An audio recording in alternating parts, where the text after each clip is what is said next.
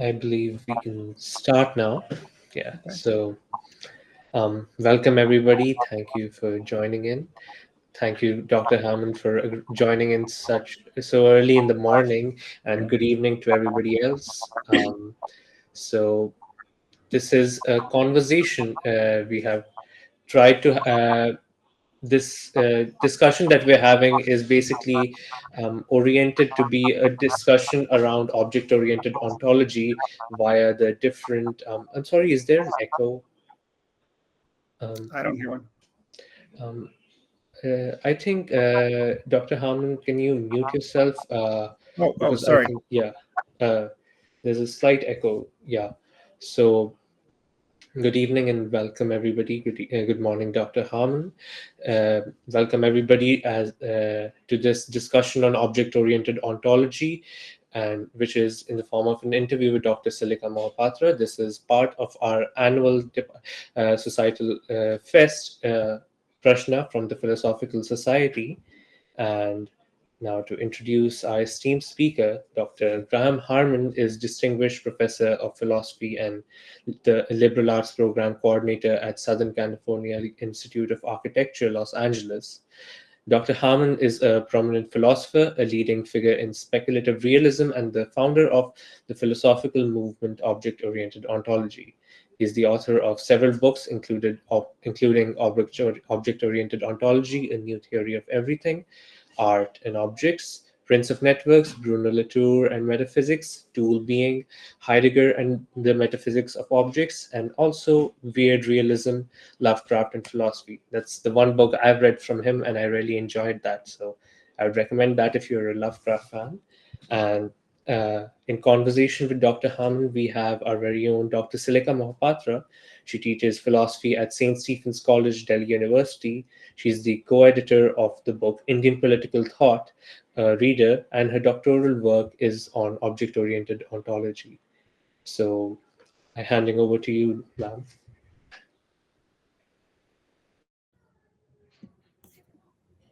Ladies and gentlemen, I'm delighted to welcome you to this none less than a landmark moment, I think, in the history of the Philosophical Society of St. Stephen's College, Delhi, because today we embark on this conversation with Professor Graham Harman, who could be the first philosopher of the 21st century to give us a new philosophy.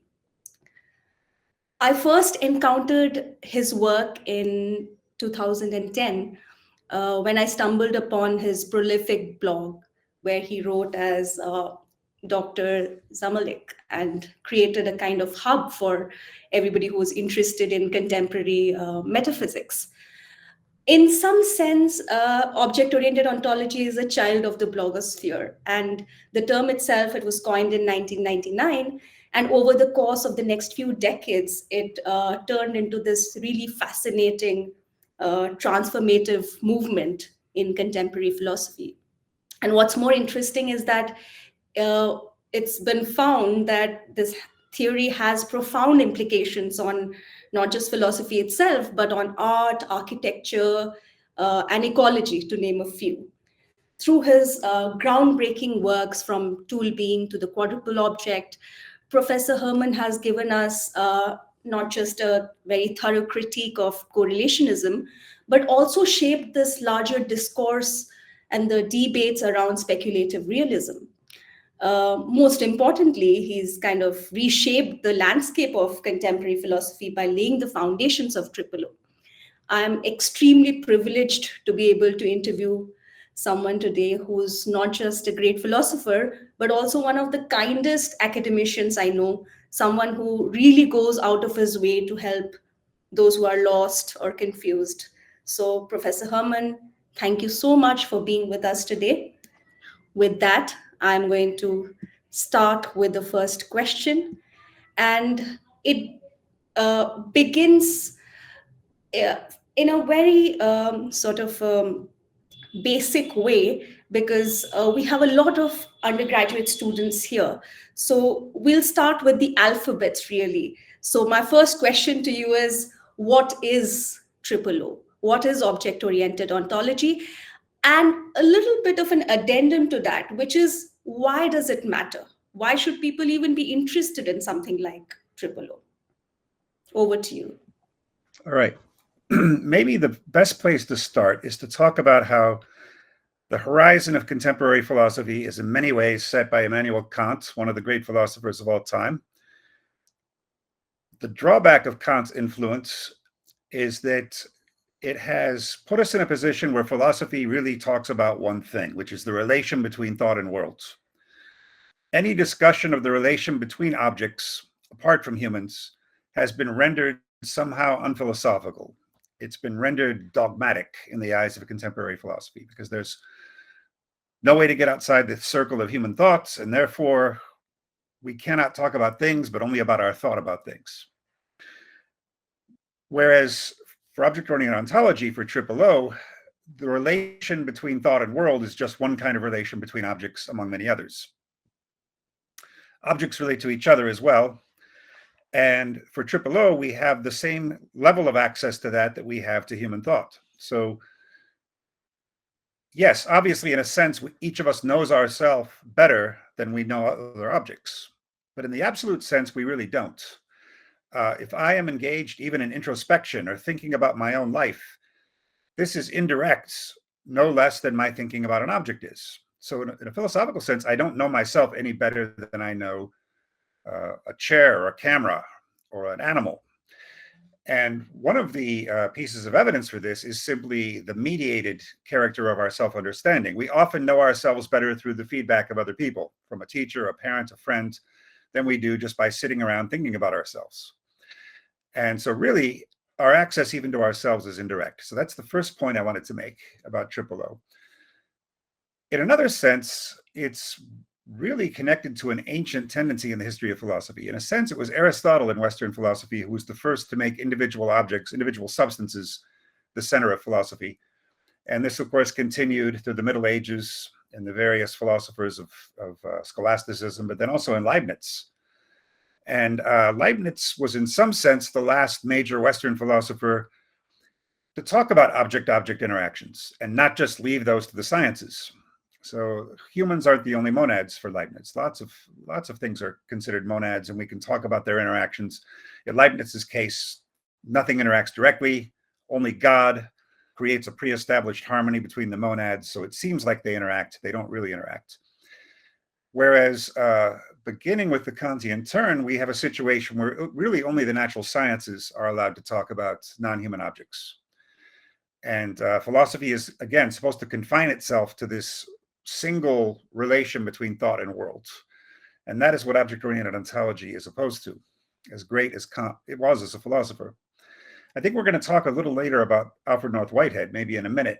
But one of the great things about Whitehead was that he really was the first major post-Kantian Western philosopher to treat object-object relations on the same footing as human-object relations, that we can talk about the relation between raindrops and a roof of a building, just as we talk about the human thought about rain. So maybe that's sufficient as an introduction. Professor Herman, one of the first books that I read that was written by you was To Being, and it really influenced me. I'm just wondering what drew you to Heidegger, and how do you think his philosophy serves as a springboard for Triple O? I first bought Being in Time at a young age.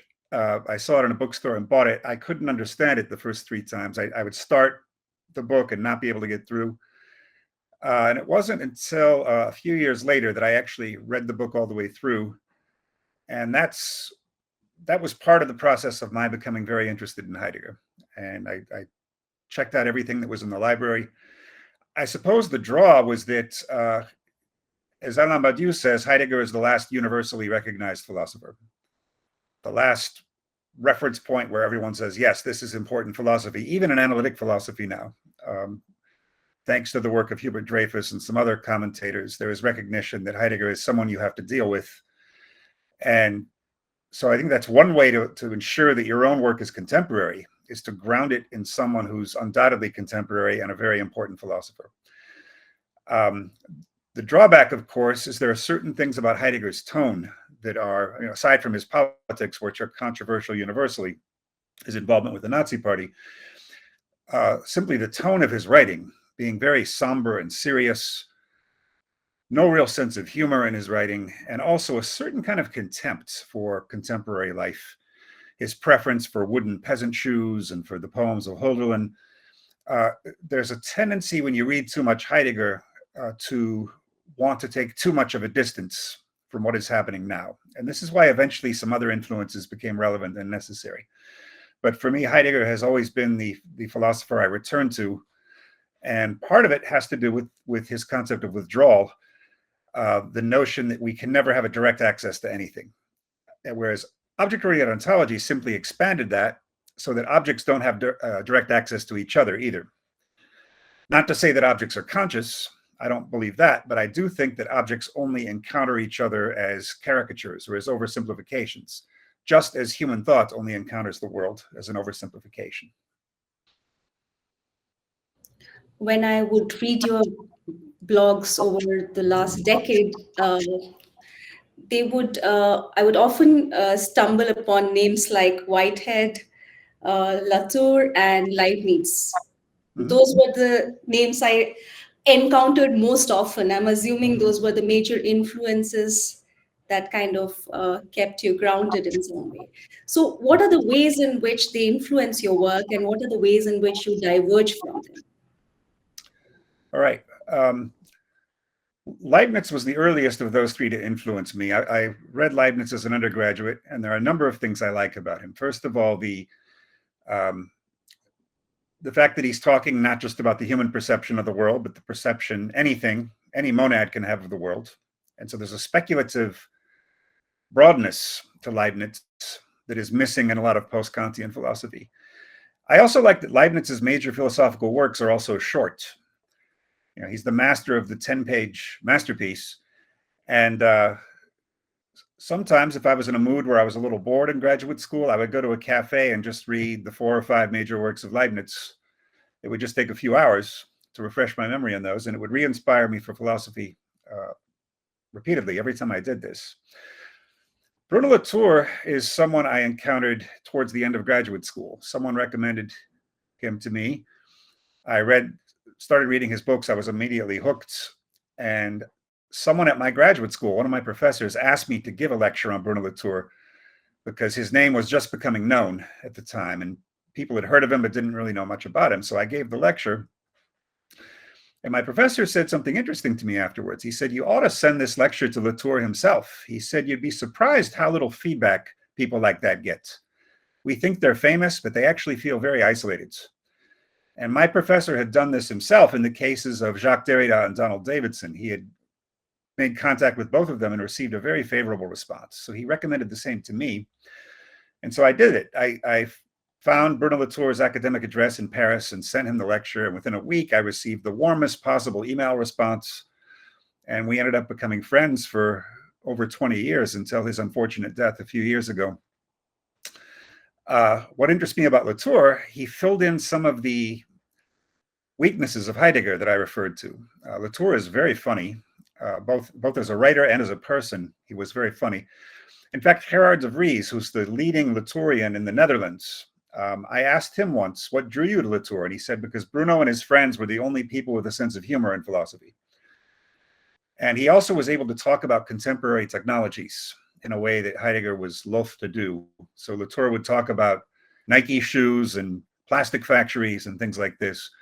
When we invited him to Egypt back in 2003, when I was teaching there, one of his lectures was called, "How is the price of apricots determined in Paris?" And my colleagues, I could just see them frustrated saying, "This isn't philosophy." Actually, it is. It's because Latour was able to look at any number of actors, objects which he calls actors, and arrange them in a network and talk about how they influence each other.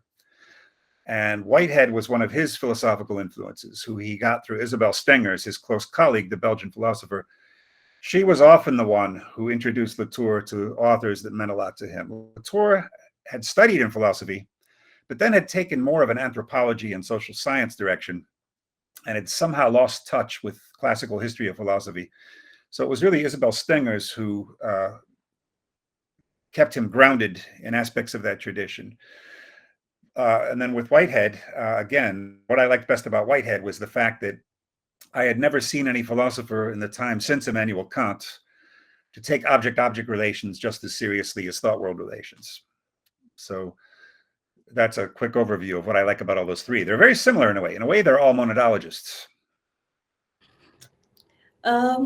So many students are taught that philosophy demystifies the world, but your work seems to remystify it, emphasizing a certain withdrawn nature of objects. What role do you think mystery plays in a philosophical inquiry? Because you've talked about humor, so let's hear about mystery. Mystery and even plain old surprise play a large role in philosophy. Many people see philosophy as just another branch of knowledge, the most general branch of knowledge that grounds all the others. I don't see philosophy as a kind of knowledge. If you go back to what philosophia meant in ancient Greece, it's a love of wisdom, it's not a wisdom. And this is why Socrates always says he's never been anyone's teacher. The only thing he knows is that he knows nothing. This is the sense in which philosophy is a counter knowledge. It's the very opposite of any knowledge. It's the fact, it's a reminder that we never have the knowledge that we're seeking and that we have to go a step further. And so one of the ways to pursue philosophy, one of my humorous definitions of philosophy is to find something that bores you and figure out how to make it obsolete. In the sense that we all have various pieces of knowledge and opinions about all kinds of different things. But the really philosophical moments in our lives, I think, are the ones when we realize something we've always assumed to be true, something we've always relied on, turns out not to be true at all. And so in my case, the big step forward for object-oriented ontology was when I first decided that the relation between objects has the same kind of basic problem that Heidegger found in human thought about objects. What Heidegger said about human thought is that it reduces things to presence at hand. So if we make a theory about something, if we make a theory about penguins, any sort of knowledge about penguins or anything else is simply going to give us a surface version of what penguins really are. There's a depth to penguins that withdraws from access and that ensures that scientific discovery can never reach the end of what a thing is. And the experience I had late in graduate school was simply the realization that objects do this to each other as well. And in the book Tool Being, which was my dissertation, later became my first book, I gave the example of an appliance sitting on a frozen lake. I think it was a dryer or a washing machine or something sitting on the ice. In a certain sense, it too is surprised when the ice melts or breaks and it sinks into the water. It's not conscious of it. But I don't think presence at hand in Heidegger's sense has to do with consciousness. You don't need consciousness to reduce a thing to a lesser version of itself. So I use the example often from medieval Islamic philosophy, which is that when fire burns cotton, fire is not making direct contact with the cotton. It's only making contact with a certain number of the cotton's properties. Its flammability, basically. And all these other properties of the cotton, such as the color and the smell, the softness, these can only be detected by other kinds of entities. And even human knowledge of the cotton cannot make contact with some of the things that various animals can make contact with. A dog can smell things in any object that we cannot, simply because they have a better sensory apparatus for smelling things. So in that sense, some people call it mystification. I would say re-enchantment is another way people sometimes put it, that the world becomes magical again once you realize that things withdraw behind their face. So Heidegger would be on board with that. Heidegger was concerned about nihilism, and one of the things he meant by nihilism is the fact that things are reduced to a surface, things are reduced to something calculable. And object-oriented ontology, I think, is very close to Heidegger on this point. This reminds me of the first chapter from this book. Everybody who's interested in this should read the first chapter at least, which is called The Ferris Wheel. I love it. I'm glad. I mean, this takes me to the next question about the quadruple object. I mean, it's a fancy word. What does it mean? Quadruple objects. Well, fourfold structures exist throughout the history of philosophy. You can find them in Eastern and Western philosophy.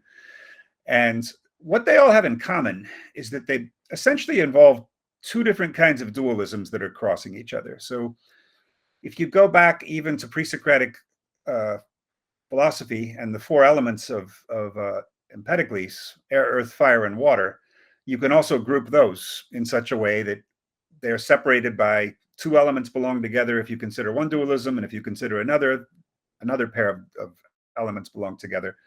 Aristotle's four causes, the same thing. And Heidegger has a fourfold that people rarely ever talked about until very recently. It's becoming a little more popular now.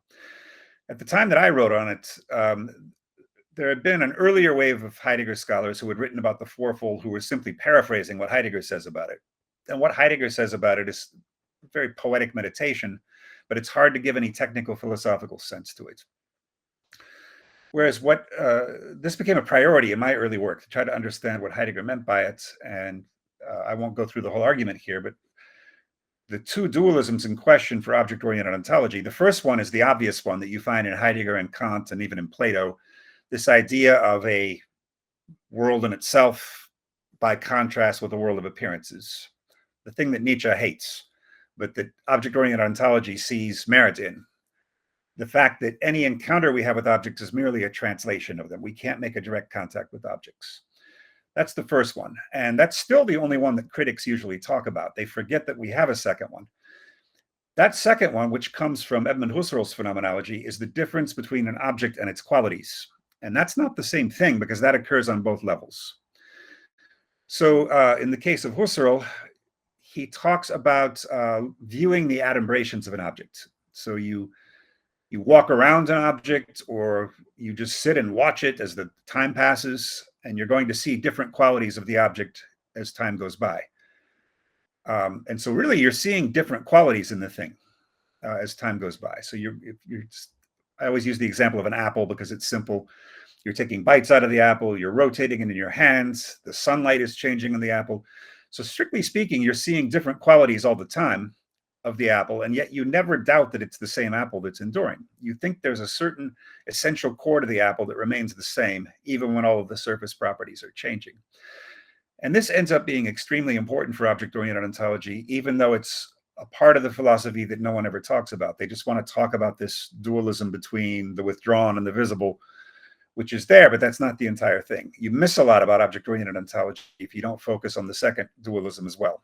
But anyway, if you cross those two, you get four terms, which O gives several names to, and one of them is time, space, essence, and eidos. One of the discoveries I'm most proud of is there have been countless meditations on time and space in every possible philosophy and religion, and yet it has always been assumed that time and space are the only two terms that belong in that discussion. Whereas for object-oriented ontology, time and space are just two forms of the tension between an object and its qualities. And there are two others, which are well-known philosophical terms, which are essence and eidos. And I found a way to also interpret those in terms of tensions between objects and their qualities. And that's something that people have not picked up on as much, but it's one of the things that I think is among the most lasting discoveries of O. I think it will have a long lifespan. It will at least get people to think about whether time and space don't deserve to have other peers at their level. What drew me to O was the fact that it offered a new vocabulary to talk about metaphysics, which had kind of gone out of fashion. You've criticized philosophies of access that center human knowledge. So what do you think is at stake when you're shifting the focus from epistemology to ontology? For anyone who wants to do something like classical metaphysics, but in the contemporary world. The biggest difference, I think, is that you end up having to talk about object-object relations. And so this is the thing I always ask. Many, even continentally trained philosophers will say, actually, we're realists because we believe there's a surplus hiding behind the appearance of things, much like Heidegger. But if you look at Heidegger, what does Heidegger tell us about object-object relations? Not really anything. That's what's missing in his philosophy. That's what I had to get from Whitehead and Latour, from their tradition. Because in Heidegger, you're still very much within a Kantian standpoint, which for all its greatness has this particular limitation, that it can't really talk about how one object relates to another. It can only talk about how two objects appear to relate to each other from the transcendental standpoint of human thoughts. And the odd thing that happens is that even though people insist on the philosophical rigor of beginning with the transcendental standpoint, so that we first have to talk about how thought is able to know the worlds, when it comes to object-object relations, they say, well, the natural sciences deal with that just fine, even though the natural sciences do not pass the transcendental test. And so a good deal of contemporary philosophy thinks it's grounded in some ultimate deep principle, which is the fact that the world must be given to us, and therefore the thought-world relation is primary. And yet they're also leaning on this other totally different principle, which is that the natural sciences are the greatest because they have such great results and they have such experimental precision. But that's a totally different principle than the transcendental principle. And so it's somewhat inconsistent to rely on both of those at the same time, to rely on the transcendental for human thoughts and to rely on the natural sciences for object-object relations. So I think you have to have one principle that both can be understood in terms of, and that is the principle that when two objects interact, whether one of them is a human or not, a certain amount of translation is involved. No direct contact with reality is possible for humans, for animals, for plants, or even for inanimate objects. And again, it's not because I think inanimate objects are conscious, and that's becoming a very popular position even in analytic philosophy now, panpsychism. Maybe panpsychism is true. I have no reason to believe it's true. I just think that you don't need consciousness for translation to occur, as in the example of fire and cotton. I'm not saying fire is conscious at all, but when fire encounters cotton, it's not encountering cotton directly. It's encountering only those properties that the fire is able to react with. So this happens everywhere. This happens in all points of reality. The two entities do not make contact directly. So it's not just humans. It's not just philosophia that makes this happen. This is inherent in the nature of causal relations more generally. How do scientists take to your work? You have friends who are scientists and who probably are fond of the kind of system that you're creating, because in some way you're talking about objects in their pristine form, and that's kind of their purpose too. The method though is different. So how do they take that? I can't say that I have a huge readership among scientists, but I have had good luck in my lectures to scientists, most recently at the Department of Physics in Linz, Austria last summer. I think the lecture went very well. Scientists have a real speculative hunger that philosophers who rely on science as a kind of big brother to beat up their enemies sometimes forget. Sometimes philosophers are more scientistic than the scientists. They are more inclined to view science as something intimidating to use as a weapon, whereas scientists themselves are well aware of the gaps in their knowledge, what they do not know. And an earlier generation of scientists, such as Einstein and Bohr, were, of course, very well trained in philosophy, very fascinated by philosophical speculation. So in Einstein's case, Kant and Ernst Mach were important for him. And in Niels Bohr's case, Kierkegaard was very important. What happened, I think, is the Anglo-American takeover of fundamental physics. You get people like Richard Feynman and Stephen Hawking, who, as great as they are as physicists, are somewhat more anti-philosophical. Stephen Hawking, near the end of his life, was saying philosophy is dead. Richard Feynman, a little more ambiguous, but is often also thought to be someone who represented the view of shut up and calculate. When it comes to quantum theory and how to interpret quantum theory properly, certain philosophers, such as Bohr and Heisenberg, especially Bohr, had more of an inclination to speculate philosophically about what it means, whereas Feynman was associated with the shut up and calculate view, meaning, fairly or not, meaning that who knows what quantum theory means? It's so screwy. It's so different from our usual sense of reality, but it works so great. Just calculate the numbers and invent technologies with it. So I would blame the Anglo-American tradition, my own native language tradition, for, in some sense, separating philosophy more from the sciences than it was before. I remember in the early years, one found the need to ascertain what the difference between triple O and speculative realism is. Of course, that distinction is much, much clearer now. But could you help our students understand what the differences are? What's the historical trajectory there? Right. The historical trajectory, as I've told elsewhere, is simply that I got to know Ray Brassier when he invited me to speak at his university in London way back in 2005.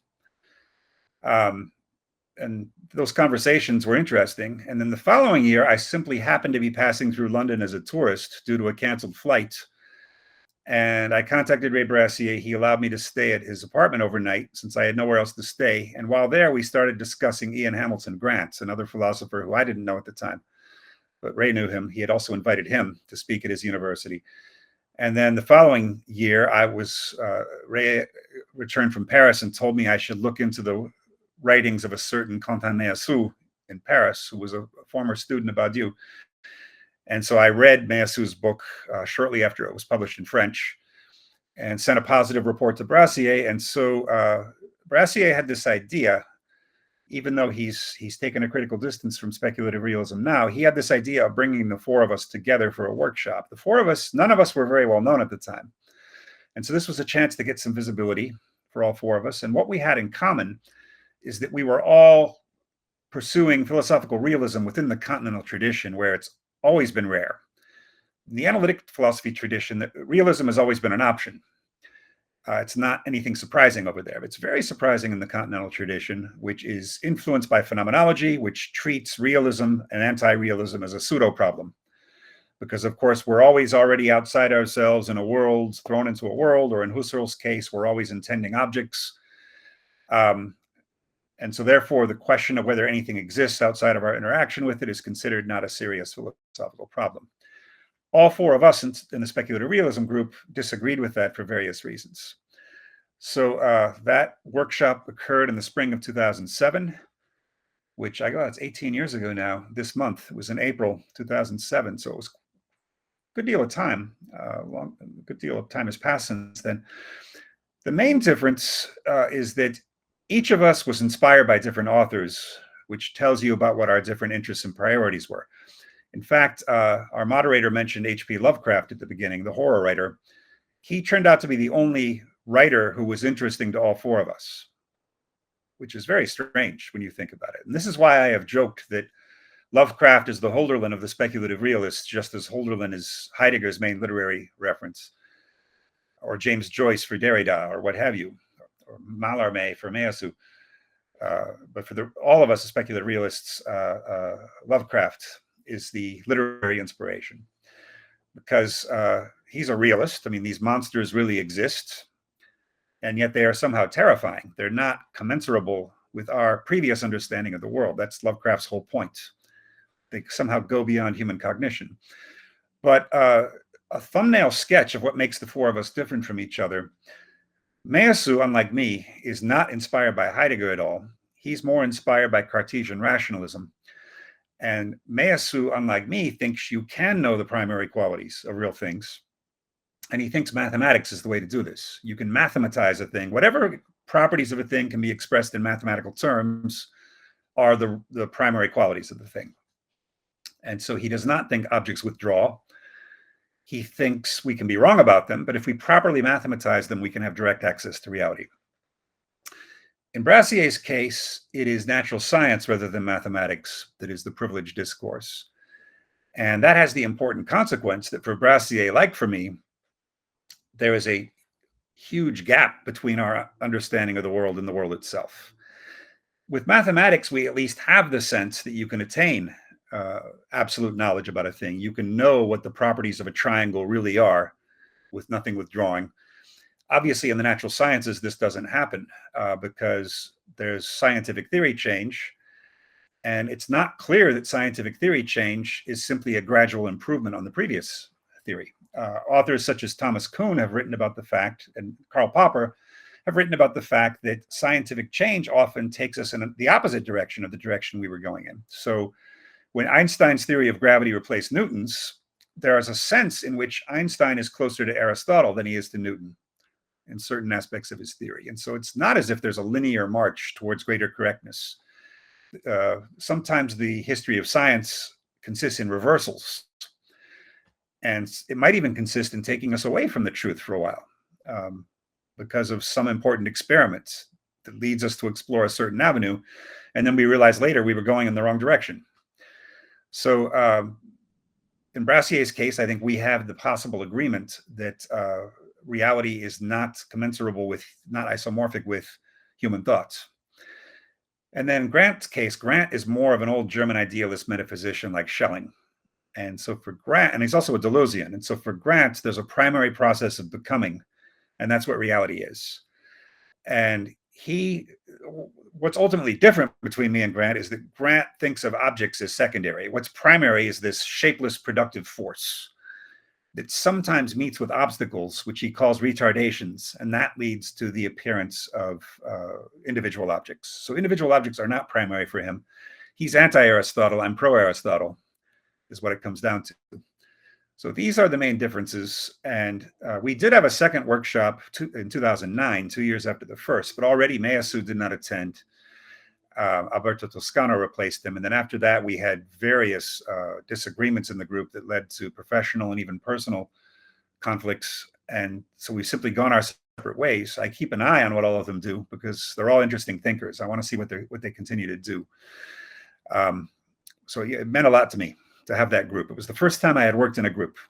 And there's something reassuring about that, knowing that there are other people who are working on somewhat the same lines, even if not completely the same lines.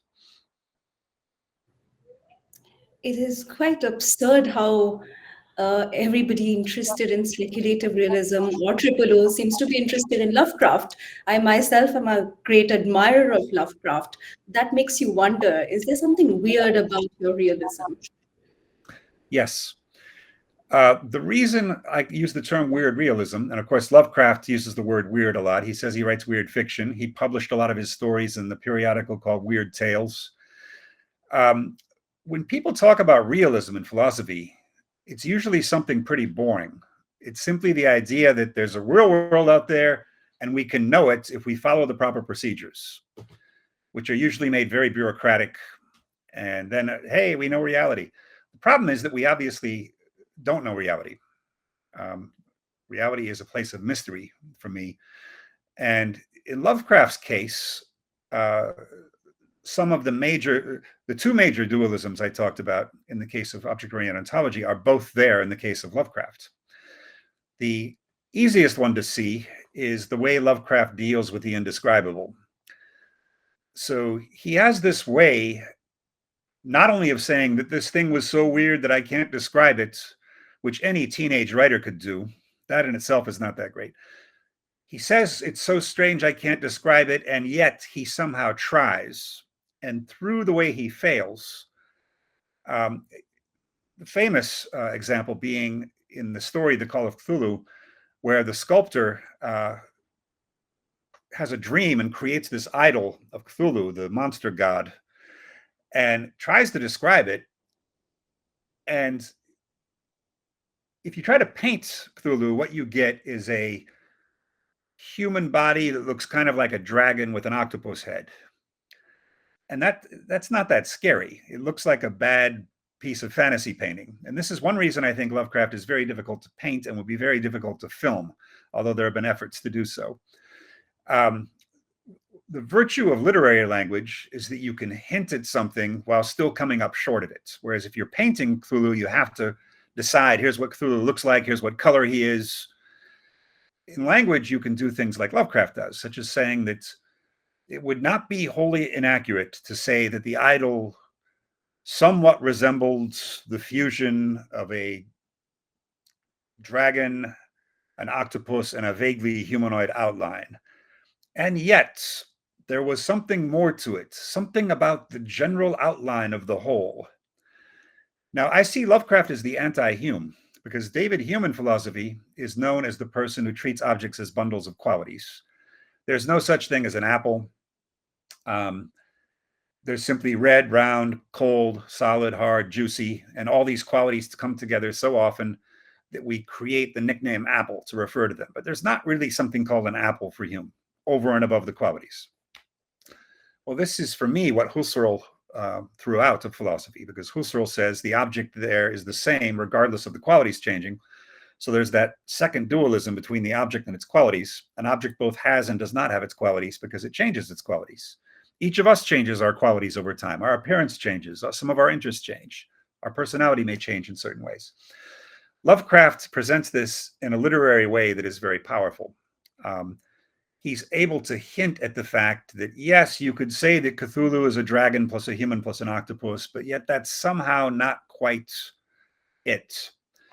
Or in the story The Color Out of Space, where this meteor comes and begins to kill the family in Massachusetts slowly, he says it's a color, but then he says, and yet it was really a color only by analogy. And that's like something from St. Thomas Aquinas or some scholastic philosopher. It's a color only by analogy. What does that really mean? How do you picture in your mind? It's a color, but only by analogy. It's something more than a color. And he says the same thing in, I'm forgetting the name of the story, the Dunwich Horror. The Dunwich Horror, the story where at the end there's a very loud sound made by the monster on top of the hill. And he said, but in a sense, it's only by analogy that you can call it sound, because it spoke to certain deeper vibrations in our being. And he calls it a ghastly infra-bass timbre. And he has all these ways of using language to emphasize its indirectness, to emphasize its inadequacy. So that's one thing Lovecraft does. That's the thing most readers know about Lovecraft, just as what most readers know about Triple O is that it's talking about withdrawal. But just as Triple O has this second dualism between the object and its qualities, Lovecraft also has this, but it's not as much paid attention to. And I'm going to pull up the actual passage and read it here. This is best seen in Lovecraft's story At the Mountains of Madness, where they are describing the mirage of an Antarctic city.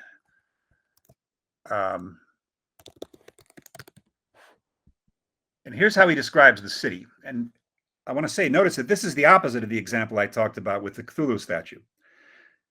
That was, in that case, Lovecraft was saying, this thing was so strange, I can't possibly describe it. And yet here is my attempt to inadequately describe it. Here is a case where the description is too detailed. It's so detailed that you can't put all these different qualities together. So I'm quoting now from Lovecraft, as in his description of this strange city in the Antarctic. There were truncated cones, sometimes terraced or fluted, surmounted by tall cylindrical shafts, here and there bulbously enlarged, and often capped with tiers of thinnish scalloped discs, and strange beetling table-like constructions, suggesting piles of multitudinous rectangular slabs, or circular plates, or five-pointed stars, with each one overlapping the one beneath. There were composite cones and pyramids, either alone or surmounting cylinders or cubes, or flatter truncated cones and pyramids, and occasional needle-like spires and curious clusters of five. Now, nowhere there do we hear Lovecraft saying, oh, it's so strange I can't even describe it. No, he's describing it in exquisite detail, and yet the detail is so overwhelming and so strange that you can't possibly put all those objects together in your mind, all those qualities together in your mind as one object. And in that sense, it reminds me of Cubism, because Cubism is a kind of painting in Picasso and Braque. It doesn't really have any hidden mystery to it, right? The Cubists are putting all possible sides of the object on the flat canvas plane, and you can see them. And yet it's very difficult for us to integrate 17 sides of somebody's face into the single image of a face. And so I compared Lovecraft to Picasso and Husserl both. The fact that they're able to directly show us the object without any hinting, without anything dark or mysterious, and yet it's still impossible for us to process. So there, I think Lovecraft is giving us the second dualism of Triple O between an object and its qualities. Just putting together a whole bunch of qualities is not enough to give you a coherent picture of an object. So these are some of the things I took from Lovecraft, aside from the sheer pleasure of reading him. Professor, how do you see object-oriented ontology interacting or clashing with environmental or ecological thought, especially in the Anthropocene? I see it as being a very good fit for ecological thought, and this is proved by the case of Timothy Morton, who is an ecological specialist who took to Triple O right away after some initial skepticism, I might say. It only took him a couple of months to change his mind and become a devotee of Triple O. Along with Morton, I would again talk about Bruno Latour, who ended his career focused on environmental themes. And what's going on, I think, with the new environmental philosophy is the idea that the world is not purely a human construction. I know it sounds paradoxical because we talk about the Anthropocene, and the Anthropocene means, of course, that humans have shaped the climate with our own excessive consumption of fossil fuels. And yet, what I think the real lesson of climate change is that we are dependent on a background that is not steady, a background that changes for various reasons, and our own activity happens to be one of the main reasons. But our background is also shaped by things like volcanic eruptions, like rock weathering, like the melting of the permafrost in Canada and Siberia, which is enhancing global warming. And so this leads us into a place where you can't just talk about thought and world as though thought were one thing and world were another thing. World, what we call world, is actually a very complex system made up of many different interacting things, some of them animal or plant, some of them inanimate, all of which come together to shape the climate. Latour, at the end of his life, said that James Lovelock, the founder of Gaia theory, which he developed along with Lynn Margulis, was comparable in importance to Galileo, which is a very big claim. We now think of Galileo as one of the revolutionary founders of the modern age, one of the people, along with Descartes, who mathematized physics and brought us into modern science. Latour thought that James Lovelock was going to have the same effect on us over the next couple of centuries. And Lovelock's great discovery, for those who aren't familiar with him, James Lovelock, not to be confused with H.P. Lovecraft, was a British inventor who was hired by NASA, and he was working right here in the Los Angeles area at the NASA Jet Propulsion Lab back in the 1960s, when they were first planning the first probe to land on Mars, the Viking probe, which eventually landed in 1976 on the surface of Mars. It's very common now to land things on Mars. Was not common at all then. It had never been done. And one of the things Lovelock's team was supposed to decide was, once we get to Mars, how will we decide if there's life there? And Lovelock gave the very disappointing answer that we actually don't need to go to Mars to figure out if there's life there. All we need to do is point a telescope at the atmosphere of Mars and see, is the atmosphere of Mars chemically inert or is it chemically unstable? If there is life on Mars, the atmosphere of Mars will be chemically unstable, because this is what life does. Life manipulates the atmosphere of the planet that it's on by creating waste. In our case, carbon dioxide is the waste. In the case of plants, oxygen is the waste. And so we rely on each other. We consume each other's waste products. And that means, for example, that the Earth's atmosphere has too much oxygen, a dangerous amount of oxygen. I'm just remembering roughly here what the numbers are. Let's say the oxygen in the Earth's atmosphere is something like 27%, somewhere around there. And if it got up to around 32%, all the forests in the world would burn down, because the air would be too flammable. A single lightning strike would cause a worldwide forest fire. And so you see, we're almost at the danger point with oxygen. So why does oxygen stay just below the danger level? Because humans and other animals are consuming enough of it that we keep it below the dangerous level. And so there's a kind of balance there, in the sense that animals and plants cancel each other out. Until recently, the carbon dioxide is getting too high. We need some more plants to help take that out. And so what Latour thought was important about James Lovelock was the insight that the climate is not a stable backdrop in which things evolve, but that the climate is part of evolution itself, that animals put things into the environment and take things out of the environment. And so animals and plants, life in general, are changing the environment. Initially, oxygen was a very toxic product that killed off most of the life on Earth. We still have anaerobic bacteria that hide in mud and will be killed if they encounter oxygen. And so it took a big evolutionary step for certain life forms to be able to use oxygen as something positive and life enhancing. And so this is one great example historically, geologically, of how life actually shaped the planet rather than simply living inside of the planet like a background. So this is one of the ways, I think, in which O is both inspired by ecological philosophy and also can help trigger more of it. And maybe you have a different question about politics, but this might be a good time to bring it up. I've written one book about politics so far, and I'll write more.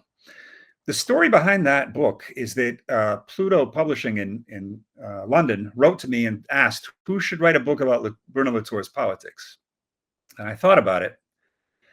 And I finally decided I want to write this book myself. The reason being, after many years of studying Bruno Latour's work, I still had no idea what his political position was.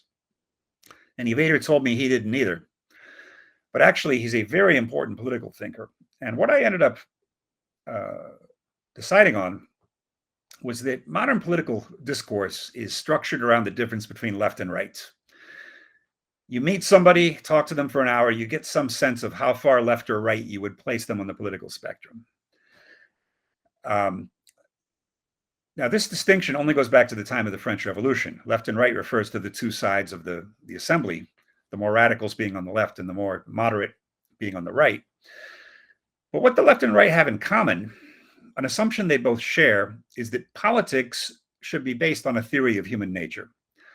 So in the case of the political left, the theory of human nature is that humans are naturally good, humans are naturally equal, think Rousseau, and that only the corrupting influence of society makes us unequal, makes us competitive with each other, makes us slaves to jobs, create social classes in which people are unequal, and so forth. And so some sort of revolution is necessary,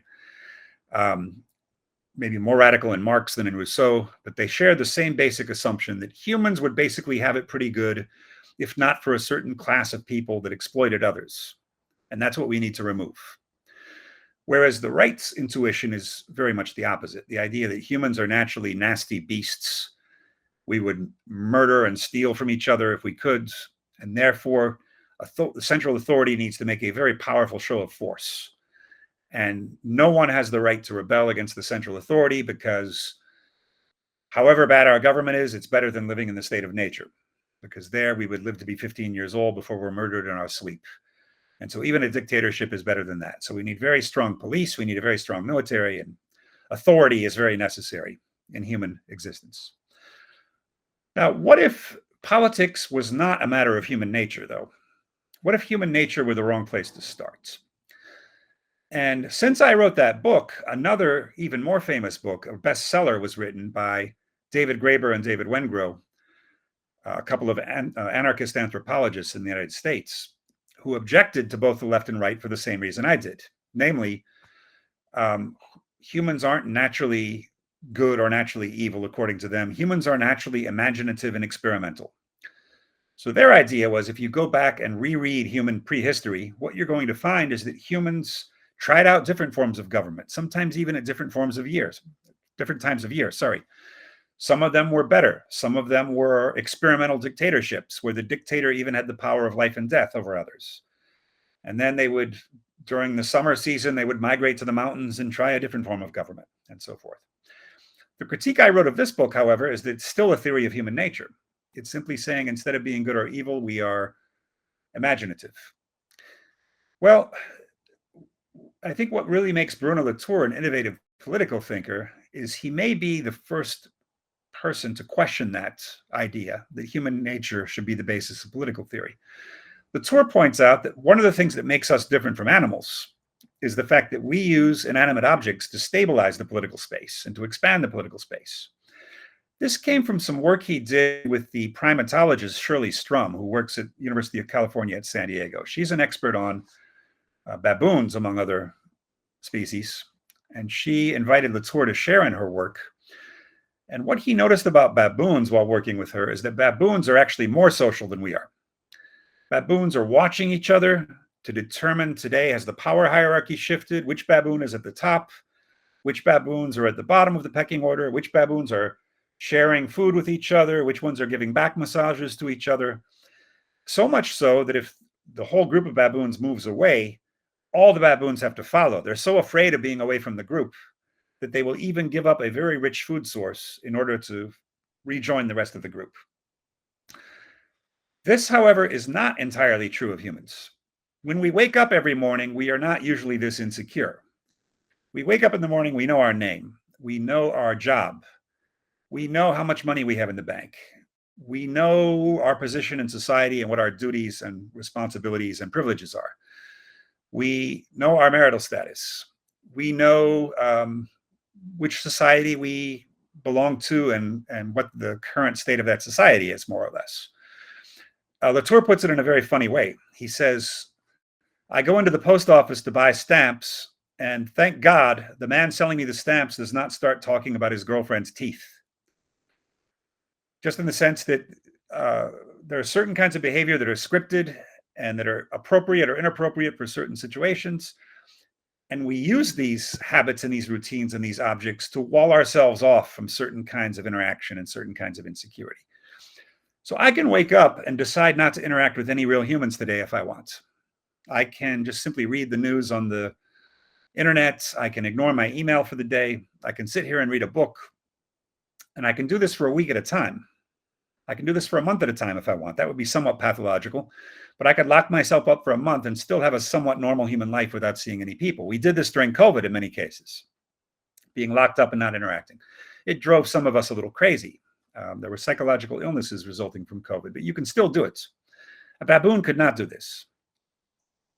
Very few animals could do this, except certain animals that are unusually solitary. Maybe cats could do this for a little while, and certainly not dogs. And so for me, this is what both ecology and politics have in common with O. The idea that non-human actors play a central role in both of these things, and that we need to somehow rethink our relation to the world in terms that involve a much greater role for non-human actors. Professor, I've got a memo from one of our students who has a very important question for you, which is what's the intention behind the objects that are on your screen right now? Your background. That's an accident. At some point, the room was messy and I had a meeting at school. And so I chose a background. And since then, I can't remember how I selected it. So I've been stuck with it. And if I were a little less lazy with technology, I could probably figure it out in 5 or 10 minutes or even less and change it. But I've been too lazy so far to figure out how to change this background. And so everyone I'm in a meeting with now sees this. It also means I don't have to worry with tidying up the room before We have meeting. no idea what your room looks like, but that takes us to technology and what you think, how O fits into the demands of a digital world. And we're increasingly talking about digital objects and a world dominated by technology. So would you say things like softwares and codes, etc., are real in the same way that rocks and trees are? The simple answer is yes, but then there's a more complicated answer. Because the simple answer is it doesn't matter how an object was created. It's still an object. And that's the case whether it is technology produced by humans or something that's been around forever, like hydrogen, since the Big Bang or shortly after the Big Bang. Then, of course, there are certain ways in which you have to talk about technology differently from other natural objects. And a lot of my thinking about technology has been guided by Marshall McLuhan, the great Canadian media theorist, who talks about technology also as having a fourfold structure, interestingly. He talks about how technology, yeah, very good. Oh, wonderful. The medium is the massage. What are the chances you would have that right there? McLuhan's fourfold is what he calls enhancement, obsolescence, retrieval, and reversal. And one pair has to do with what he calls morphology, and one has to do with what he calls metamorphosis. So how do those work? Well, in any given moment, a technology has effects in the background that we're not aware of, and also has a foreground that we are aware of. And he says that foreground is usually the content of an old medium. So let's take an example like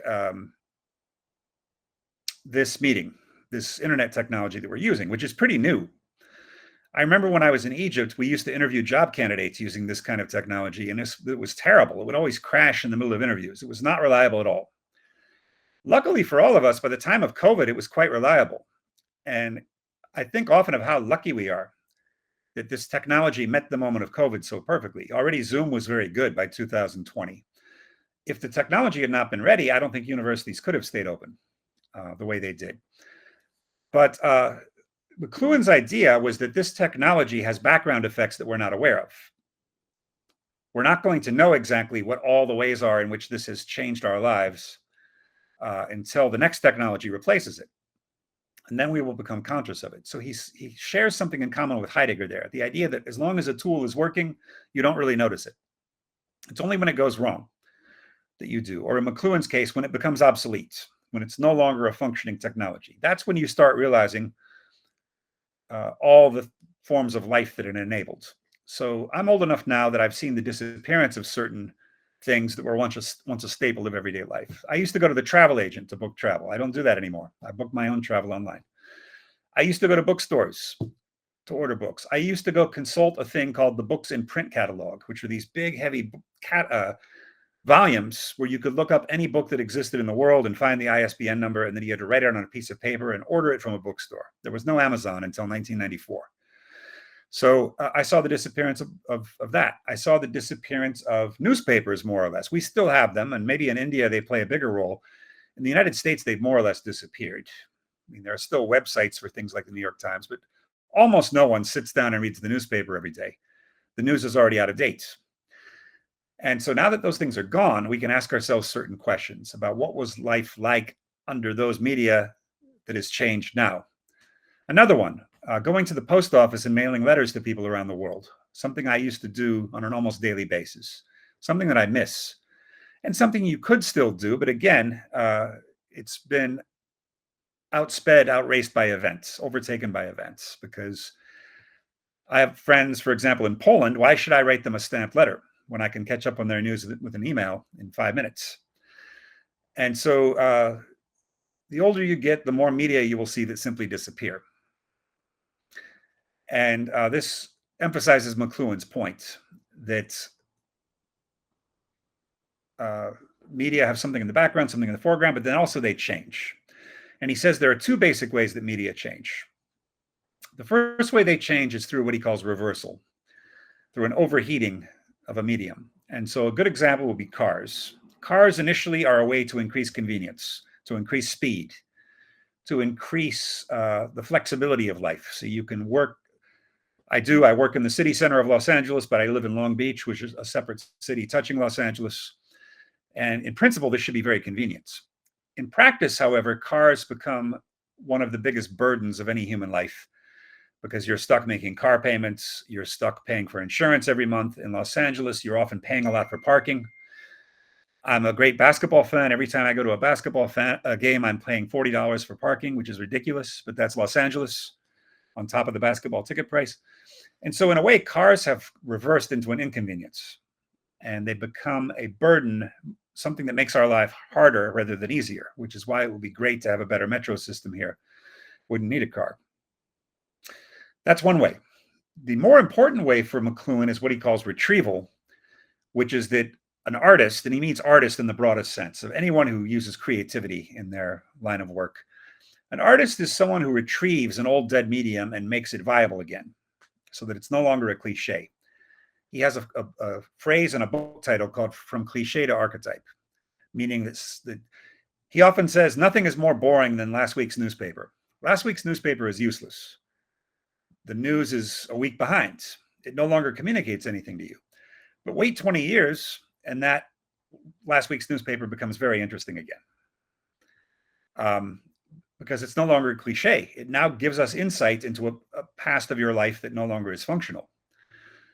And so it would somehow be a thrilling experience to be able to go back to your life of 20 years ago for a few days and experiencing it, even though many of the conveniences will be gone. There were no smartphones 20 years ago, not quite, right? I think smartphones were 2006 or 7, not 2005. So we would have no smartphones. There's no Uber. You just have expensive taxis. And you can make a list of all the things that are part of your life now that didn't exist 20 years ago. There would still be something quite refreshing about going back and living that way for a few days, just like it would be refreshing maybe to live as a hunter-gatherer for a couple of days, just as an experience, even though you'd have to hunt for your food and boil plants that you found yourself. There's something creative about that. And you can always find these old media returning again, things that we thought were dead that are no longer dead. So I don't know about India. In Western countries, it became very fashionable at some point to no longer give birth to babies in hospitals, but to use a midwife and give birth at home, which formerly was considered a very primitive way that villagers would give birth. everyone in my generation, at least in the US, was born in a modern hospital. That was considered the only civilized modern way to do it. Until suddenly, people retrieved this older method, that it's somehow more holistic to give birth at home, or that certain alternative medicines that were considered obsolete until recently became more popular again when people started deciding that chemotherapy for cancer might be doing more harm than good in some cases. And so people started using herbs again, or started using acupuncture again. Or now they are using maggots for bullet wounds, right? You take the fly larvae, they put them on your bullet wound. As disgusting as it sounds, they only eat dead flesh. And so it's actually a very cheap way to heal a bullet wound, is to put these things on your arm and let them eat the rotten flesh and not eat the healthy flesh. So this happens again and again and again. We need to ask ourselves always, what formerly dead technologies are likely to come back in the future in slightly different form? This one is more interesting for McLuhan because it's not predictable the way reversal is. With reversal, you can look ahead and see how a technology is going to do the opposite of what it intended. Whereas in the case of retrieval, you can't predict what some creative person is going to do. What old or dead technology is going to come back? Another thing in the United States now is people keeping chickens behind their house to produce their own eggs, since eggs are becoming so expensive, and in some cases are not available because of bird flu. Certain flocks of chickens are being destroyed because of their disease potential, and so eggs are very expensive. And again, I'm having the experience now that I never had in my life of going into a store and there are no eggs because they're just not available until Monday or something. So this is a long way of answering the question about how do I view technology. McLuhan was the first person who shaped my views of technology. More recently, Gilbert Simondon, the French philosopher of technology, who says a couple of interesting things about technology for me. The first of them being that he doesn't think a technology should be defined by its purpose, because a technology has an inner life and an inner trajectory that is deeper than any particular purpose. A technology will tend to develop in a certain direction, whether humans like it or not, because it has its own internal tendencies. And that's the first insight he has about technology. The second one is the way that independent technologies crossbreed with each other to create new ones. So for instance, smartphone plus taxi equals Uber, something we couldn't have had until we had smartphones. Or an even harder one to remember now is television screen plus typewriter equals home computer. We take that for granted now. Of course, a computer has a keyboard and a screen. But I still remember as a child, the first computer I saw was not like that. It was a giant mainframe computer that took up 3 rooms in a university building and could only answer very simple questions like 2 + 2 = 4. And there was no screen. You'd enter punch cards, and then you would get the answer out on a printer. And so the idea of combining a keyboard with a television screen is something somebody had to think of. And that was 2 separate technologies meeting. And that's another thing that's hard to predict. You can never predict what some creative person is going to combine to create a new technology in the future. In terms of the internal tendencies of technologies that are not guided by their purpose, I was also pushed in that direction by Aldo Rossi, an important architectural critic whose work I first got to know when I began teaching at SciArc, an architecture school.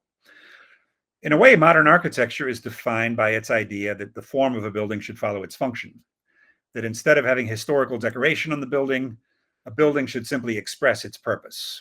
And this was one of the central ideas of modernism.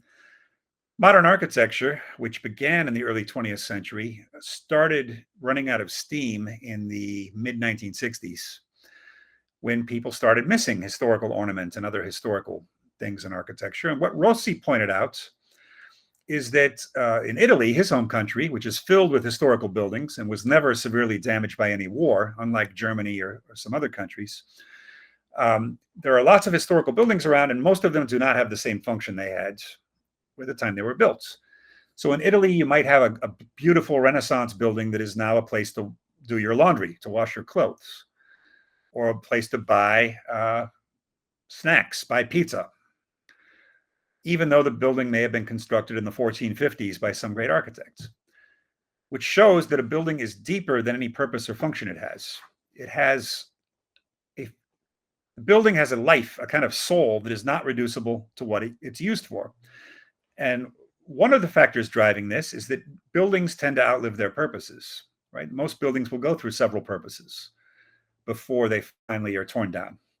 Some buildings, Rossi points out, don't even have a specific purpose. He's talking about monuments here.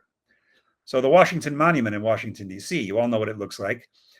What is its purpose? Well, I guess you could say that its purpose is to honor George Washington, the first president of the United States, but not really.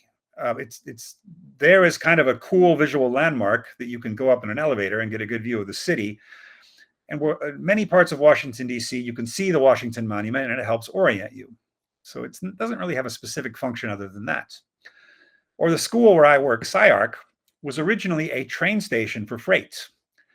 And the shape still reflects this. This was over 100 years ago that it was built. It's a very long and skinny building because you didn't need much space for people. You just needed a lot of width for trains to be able to back up and to be unloaded. So that's what determined the form of the building. And then the railroad abandoned the building, and it became a place where homeless people were living. And the roof was destroyed. And one time I met an Uber driver who told me he used to pay off the homeless in that building to leave for one night so he could host a rave party in there. So it also had a function as a rave venue for techno music parties. And then finally in 2000, it opened as our architecture school, which had previously been in a different location. So what is the function of this building? The same thing you could ask about technology. What's the function of a technology? Well, in the case of this building, the function would be extended horizontal movement along a narrow corridor. I've written about this in my book, Architecture and Objects. In the sense that what's remained the same about the function or the form of the building is not that it's a train station, not that it's a place for homeless to sleep, not that it's a place for rave parties, not even that it's an architecture school, because we could sell the building and move to another one and make a huge profit because it's a much more expensive neighborhood of Los Angeles now. Instead, what you get is this very, very long hallway. It must be more than a quarter of a mile long. It takes a very long time for students to get from one end of the school to another. And also our director, Hernan, makes the joke that he never has to schedule meetings because he just walks down the hall and he meets everyone he needs to see because we really only have one hallway because that's the form of the building. I brought up this architectural example to shed light on what I said about technology, which is that a technology is not reducible to its purpose. A technology has many possible purposes, and often a technology forces us in a certain direction instead of our purposes pushing technology in a certain direction. So a technology can have unrealized potentials that shape human life rather than vice versa. Simply because a technology can do something, we do it and we invest our time and our lives in doing that. So I like to look at technology not as something that serves human purposes primarily, but as something that takes on a life of its own and that shapes human life, which fits in with the general O theme of inanimate objects having an important role and that humans aren't always the decision makers. In the course of my conversations with people about objects over the last few years, I've often seen the people who are drawn to it the most are artists and photographers and cinematographers, even gamers. They're very easily drawn to it. Whereas when you talk to a philosopher about it, there is a bit of a resistance that you can feel for the most part. Why is it that artists and designers and gamers find an affinity with O? I'd first say why I think that philosophers have a hard time reconciling themselves to it. It's easier to see why in the analytic tradition because O began within the continental tradition, and so there's resistance automatically there. Although ironically, I'm getting a fairer hearing from analytic philosophers these days. I think because I try to be clear and try to make spelled out arguments rather than simply referring to historical sources, which is sometimes one of the weaknesses of continentally trained philosophers, is being too deferential to their sources. As for continental philosophers are still very much tending to operate within the transcendental standpoint. Why? Because this is how continental philosophers save themselves from the dominance of the natural sciences, which doesn't bother analytic philosophers. Analytic philosophers are not bothered by seeing themselves as an annex of the natural sciences or as a continuation of the natural sciences. Analytic philosophers tend to be very deferential to the natural sciences in the way that continental philosophers are deferential to great historical thinkers. Continental philosophers have this other bias, which is that you first have to talk about the human relation to the world because that's what's directly given. Anything about object-object interactions is not directly given. And so you have to work your way towards that by first talking about human access to the world. And this is Triple O begins by saying this is not the case. You can talk about object-object interactions just as you can talk about thought world interactions. This puts us on the side of Alfred North Whitehead, as I mentioned. And what's interesting about Whitehead's is that the people who read Whitehead, by and large, are a completely different tradition from either analytic or continental philosophy. It's something totally different. It maybe is more attached to American philosophy or American classical metaphysics. Some continental philosophers are interested in Whitehead now, but it's usually only through Deleuze, because Deleuze admired Whitehead's. But what these people end up with is a kind of Deleuzian Whitehead's that isn't really Whitehead's. I think Deleuze and Whitehead really don't have that much in common, actually, despite contrary opinion, popular opinion. And so that's why I think both analytic and continental philosophy have had a harder time grasping it. And then the Whiteheadians also don't necessarily appreciate Triple O, because for Whitehead, everything's defined by its relations to other things. Whereas for Triple O, we have more of an Aristotelian theory of substance, where a thing is deeper than any of its relations or any of its qualities. So then the question of why artists and other architects and in other fields, that has definitely been where Triple O has had its greatest success. I'm teaching in an architecture school now.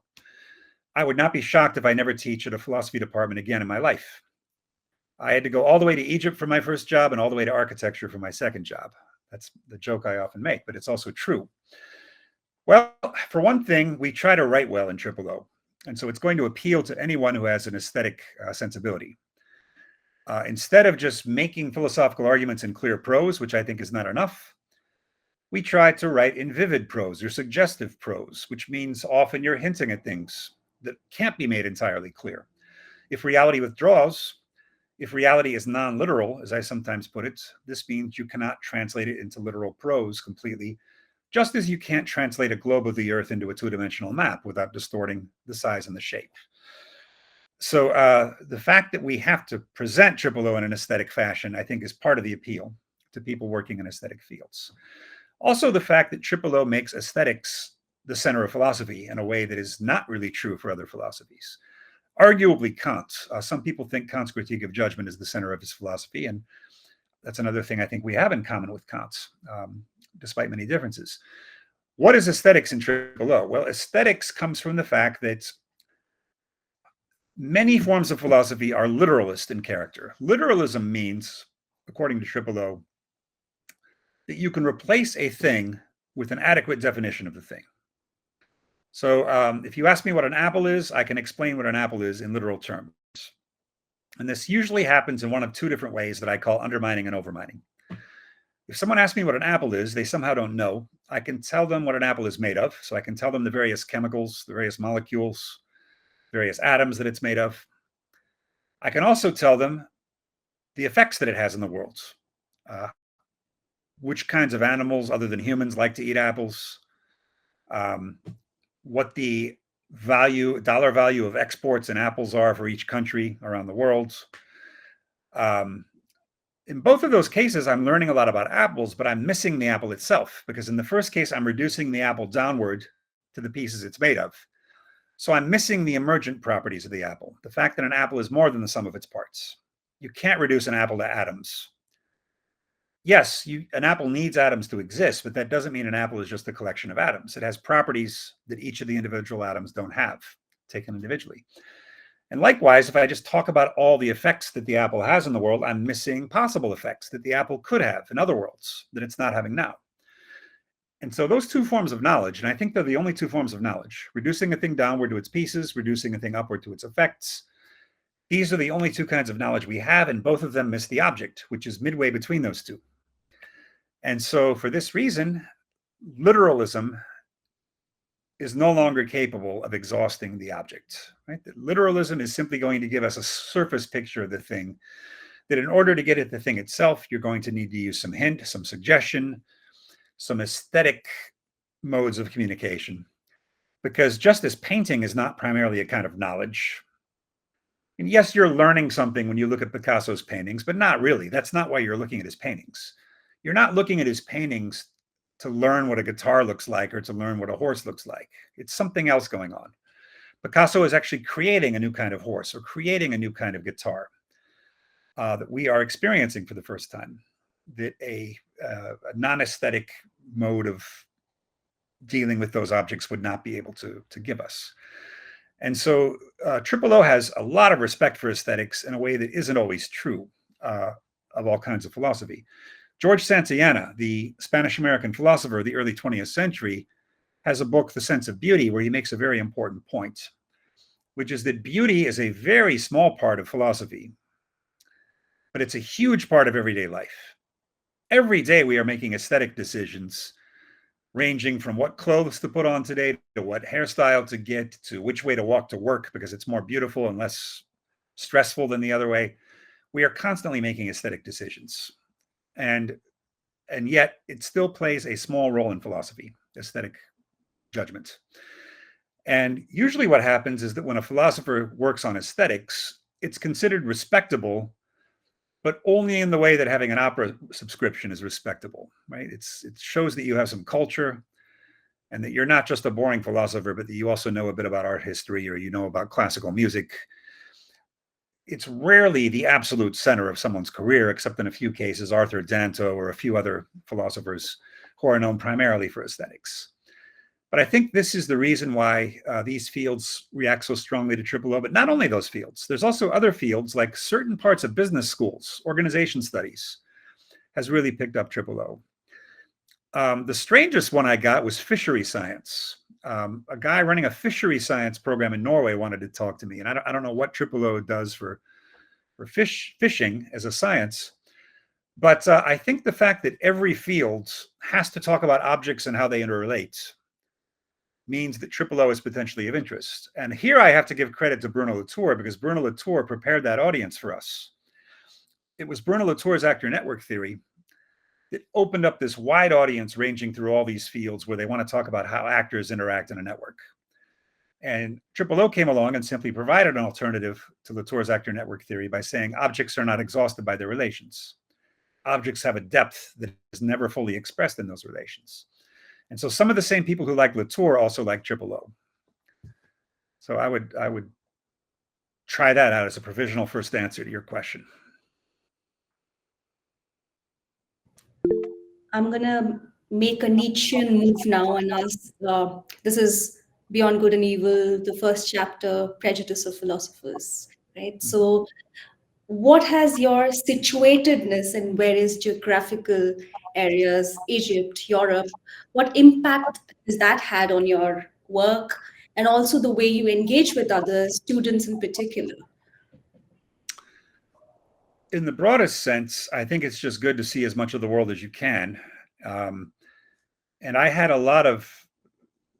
like a lot of Americans who are interested in European culture, almost all of my initial travel was to Europe, because you want to go to Germany and France and Italy and everything a number of times. And in fact, the reason I wanted the job in Egypt so badly is because I had never been to the Middle East. I had the feeling it would change me in some important ways, which it did, and I'll get to that in a second. But the other thing about Egypt is that it's close, relatively close to a lot of other countries like India. And so I found myself traveling all around. I found myself falling in love with Lebanon, a place that I would have been scared to go in the old days when I had only American travel experience, or Jordan, or sub-Saharan Africa. Travel from Egypt is cheaper than travel from the United States because it's much closer to everything else, and also because the market isn't going to be able to afford the prices that the American market pays for long-range air travel. So just simply seeing a lot of other cultures in the world, it's the greatest mental stimulus you can have. More concretely, yes, my initial travels to Europe had a lot to do with improving my German, with visiting places associated with my favorite philosophers and things of that sort. When I ended up in Egypt, what I found is that my students in Egypt, who were mostly Egyptians from the upper classes who spoke English quite well because they had attended English language schools. In fact, in some cases, they didn't know Arabic well, which shocked me. because they'd grown up largely in an English-speaking environment in Cairo, Egypt, strangely enough. I also found that these students didn't really know their own tradition. So here I was teaching them Rene Descartes and John Stuart Mill, and they didn't know anything about the Islamic philosophical tradition. And so I resolved to make myself competent in that tradition.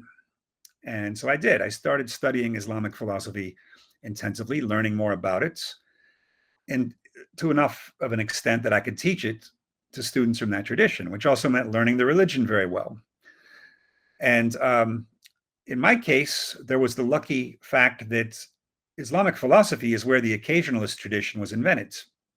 The occasionalist tradition, of course, is the one that questions causality more than any other tradition in Western philosophy.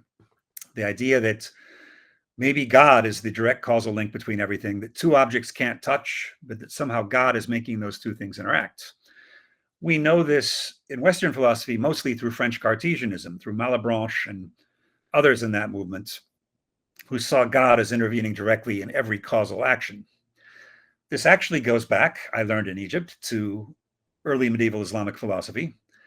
It had to do with a specific passage in the Quran, which is talking about the Battle of Badr, which is where the Prophet Muhammad and his followers defeated an enemy army that was much larger, a pagan army. And after the battle, the Quran says, you think you threw the stone, but it was actually Allah who threw the stone. The mainstream way of interpreting that is that that battle was a miracle and that Allah intervened in that battle to save the Muslims from the larger enemy.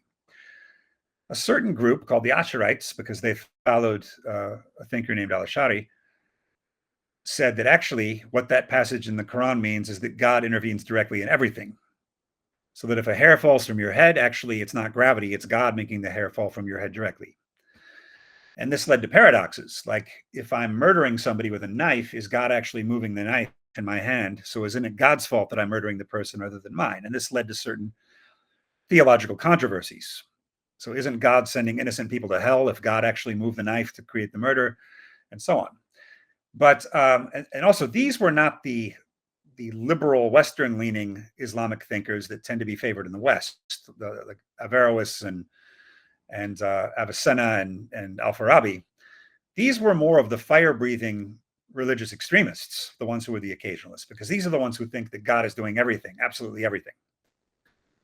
And what's important about those thinkers for object-oriented ontology is that in object-oriented ontology, even though God is not the direct cause of everything, all causation is indirect for object-oriented ontology, because two real objects cannot make contact in triple O. Two real objects only make mediated contact through a sensual object, through an image, in other words. Because when I touch cotton, I'm really only touching the image of cotton, and then there's a problem of how my touching the image of the cotton turns into a touching of the cotton itself indirectly, because I touch the image of the cotton and the cotton touches its own image. So therefore, there's a mediated relationship. Anyway, that became a very important part of my historical presentation of the precursors to triple O, because actually Islamic philosophy came up with this problem first, something I would not have known if I had not been teaching in Egypt, or would not have known until much later. So that's the way that Egypt affected me most directly, along again with the incredible stimulation of being in a different cultural environment, different from any I had been in before. And finally, I would also say the productivity that I have picked up was a product of Egypt, more or less. When I was a graduate student, I was one of these terrible procrastinators who was always a year late on my seminar paper, and I defended my PhD proposal much later than my classmates and took too long to finish the PhD.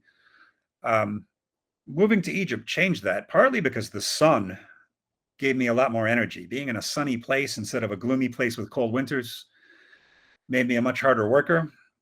And also the fact that I didn't really have a chance to stay in Egypt when I got there. The department already had too many permanent faculty, too many tenured faculty.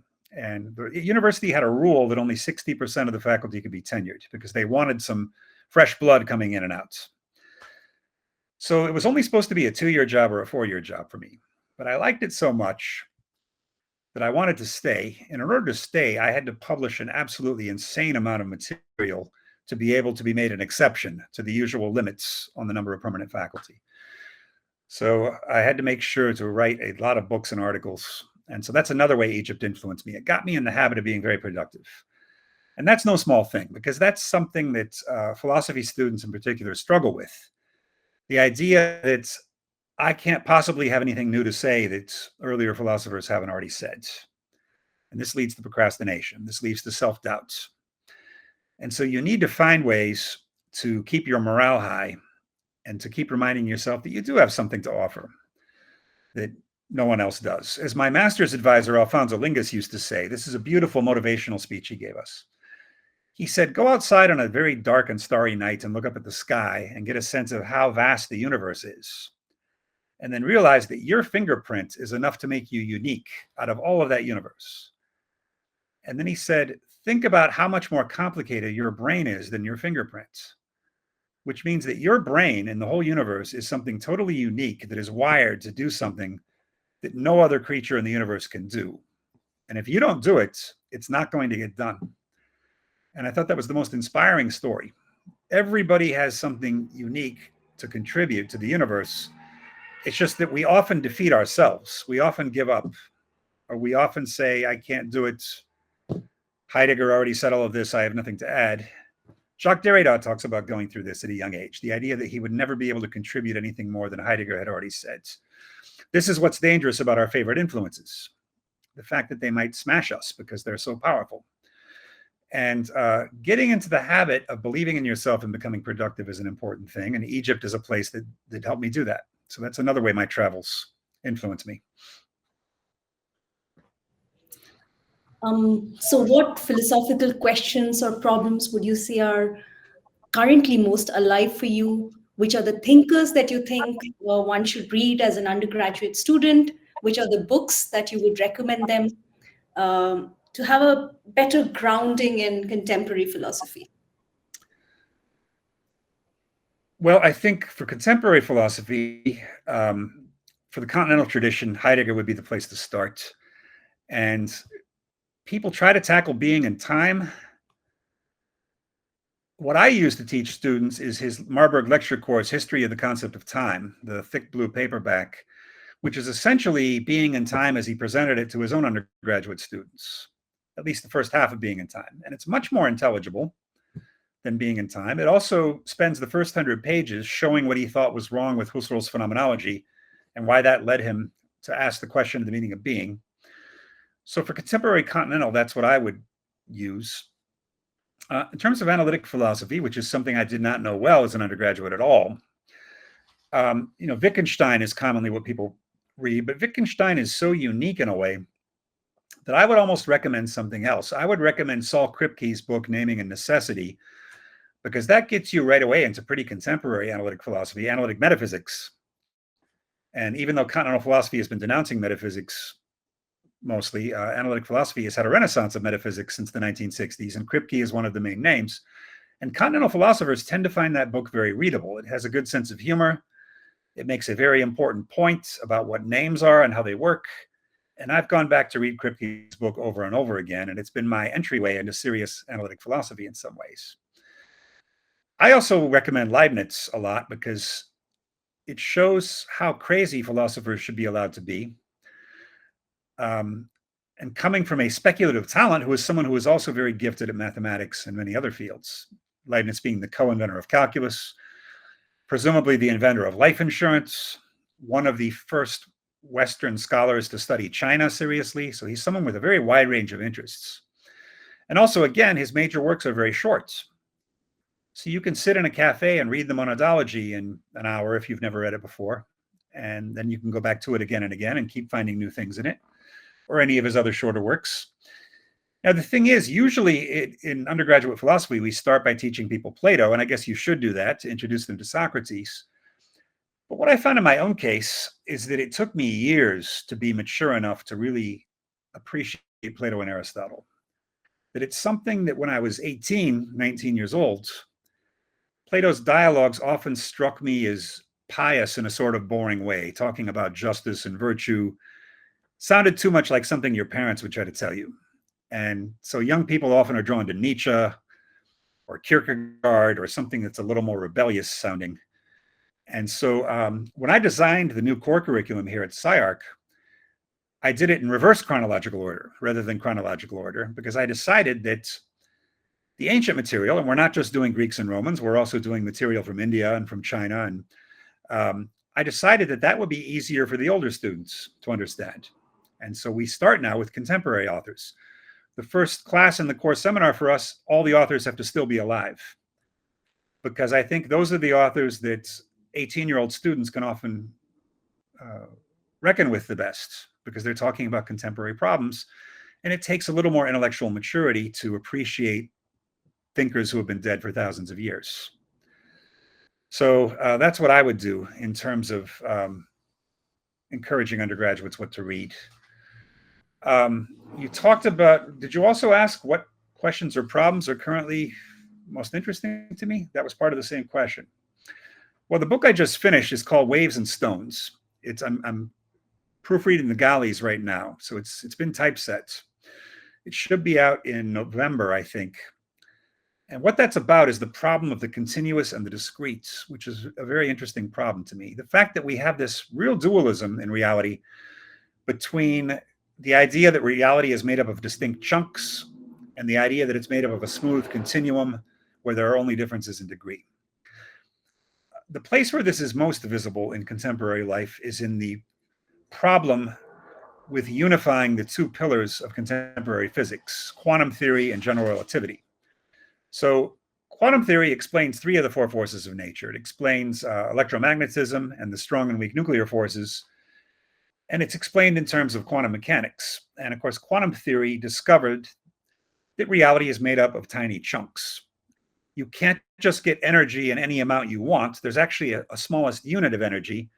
And you either have to have 1 unit of energy or 2 or 1,000,000 or 1,000,000,000 or 3 trillion. You can't have 1.5 units of energy. Nature comes in small bundles. And electromagnetism and the strong and weak nuclear forces have all been beautifully explained in terms of this way of looking at the world. But Einstein's theory of gravity, general relativity, does not work that way. In Einstein's theory of gravity, gravity is a gradual curvature of space-time. It doesn't happen in jumps. And sometimes when you hear about in popular media about why quantum theory and general relativity aren't unified, they'll say it's because general relativity works for things that are very large and quantum theory works for things that are very small. That's not a bad rule of thumb, but strictly speaking, it's false. Strictly speaking, quantum effects also happen for very large objects, and Einstein's gravitation happens even for tiny things like atoms. The real difference between the two is that gravity involves the continuum, and quantum theory involves chunks. And it's very hard to put those two together. So far, it's been impossible. The greatest minds in physics have worked on this for over 100 years, and they have not succeeded so far in unifying them. Now, what I found is that people usually want to reduce one to the other. And physics is no exception. In physics, people are searching for quantum gravity, which means they want to find a way to reduce gravity to quantum theory. More recently, however, some physicists have been asking, what if you can't do that? What if there's an irreversible duality in nature, so that the continuum is real, but also quantum leaps are real, the discrete is real? And I started looking at other aspects of reality, and it turns out that every area of human thought has this same paradox. Any intellectual field you look at has this paradox. So in evolutionary theory, traditionally, Darwin's theory is a theory of gradual evolution over millions of years. The big fish eats the little fish, and so the big fish has bigger baby fish, and so fish get bigger over time through natural selection. Well, what certain alternative theorists, such as Stephen Jay Gould and Niles Eldredge or Lynn Margulis, discovered is that evolution actually happens very suddenly in jumps. Eldredge and Gould call this punctuated equilibrium. They thought that it happened due to strong environmental changes. So the asteroid kills the dinosaurs. Suddenly, this creates an ecological niche for mammals to grow larger, and so mammals and birds start to become more dominant once dinosaurs disappear. Classic example. In the case of Lynn Margulis, it's because symbiotic attachments are formed between, say, a human cell and a virus, which actually changes the nature of the cell. And so one creature evolves into another rather suddenly because it incorporates a virus or bacteria of some sort. That's serial endosymbiosis, she calls it. So there's one theory, the Darwinian theory of evolution is that it's gradual. These other theories are that it's happening in sudden jumps. And then I realized that this goes all the way back to Aristotle. That was really the initiating discovery of this whole book project. That if you look at Aristotle, wrote a lot of great books, but his two main books are the Physics and the Metaphysics. And if you ask what's the difference, well, of course, the physics is about nature and the metaphysics is supposedly about what's beyond nature. But really what the difference is about is that the physics is about the continuous and the metaphysics is about the discrete. So if you read Aristotle's Physics, he's talking about continuous stuff, which includes time, space, and number, as well as motion. Meaning that if I ask you how many moments of time are in this event today, this conversation I'm having with Professor Mohapatra, there's no definite number of moments of time. We can say it had 15 parts or 3 parts or 100 parts. We can cut it up however we want. That's because time isn't made of tiny units. Time is just one continuous stretch and humans divide it up arbitrarily. This is even easier to see in the case of number. How many numbers are there between 0 and 100? You could say 99, but no, there's any number of numbers we want because you can go by tenths or you can go by thousandths. You can cut up the numerical continuum, the number line, any number of ways you want. It's completely arbitrary. You cannot find two numbers that are the closest possible numbers together because you can always put one in between them. This is why numbers are continuous, not discrete. What about space? How many pieces of space are there between Delhi and Los Angeles? You can't really say. You can say how many kilometers there are, how many miles there are, but that doesn't matter because you can use any unit of measure you want. You can say there's 2 pieces of space between us now, or 1,000,000 or 1,000,000,000 or 12. Those are continuous. But what if I ask how many people are in this chat right now? That's not arbitrary. I can't say, well, there's either 100 people or 1,000 or 1,000,000. That's the topic of the metaphysics. The metaphysics is about discrete substances. And the number of discrete substances can never be arbitrary. There's always a definite number of substances. It may be hard to know. Like if I ask you how many living creatures are on Earth, there's no practical way to know that, but it is some definite number. Unlike the number of units of space, the number of units of time, the number of numbers between 0 and 100. And so for Aristotle, there is this duality that you cannot overcome. You have to find an interface between the two that allows them to affect each other. And this is one of the problems faced by physics today. Because as Sabine Hossenfelder puts out in her book, Lost in Math, she's a contemporary physicist who talks about the problems. She points out that, for example, atoms work according to quantum theory, which means you can never know the exact position of a particle. You can only know the probability that a particle is here rather than here. But since every particle has a gravitational field, that causes a problem because gravity isn't supposed to work according to quantum theory. But since each particle has a gravitational field and each particle works according to quantum theory, you can only know where the gravitational fields are with probability, which is not what Einstein thought. Einstein thought gravity was classical, meaning the gravitational fields are in a definite place and have a definite cause and effect relationship with everything around them. But quantum theory makes that impossible, and vice versa. Black holes create certain paradoxes with quantum theory. And this is why Jonathan Oppenheim, who's a physicist in London, has proposed that we keep classical physics for gravity, that we not try to unify it with quantum theory, and that you find some other way to talk about them interacting. I don't know if that's true or not. That's for the physicists to decide. But it may be that we can't reduce one to the other, just like Aristotle thought, that there's the continuous and there's the discrete, and we have to talk about how they interact. And I'll give you one last example, but there are at least 8 in the book.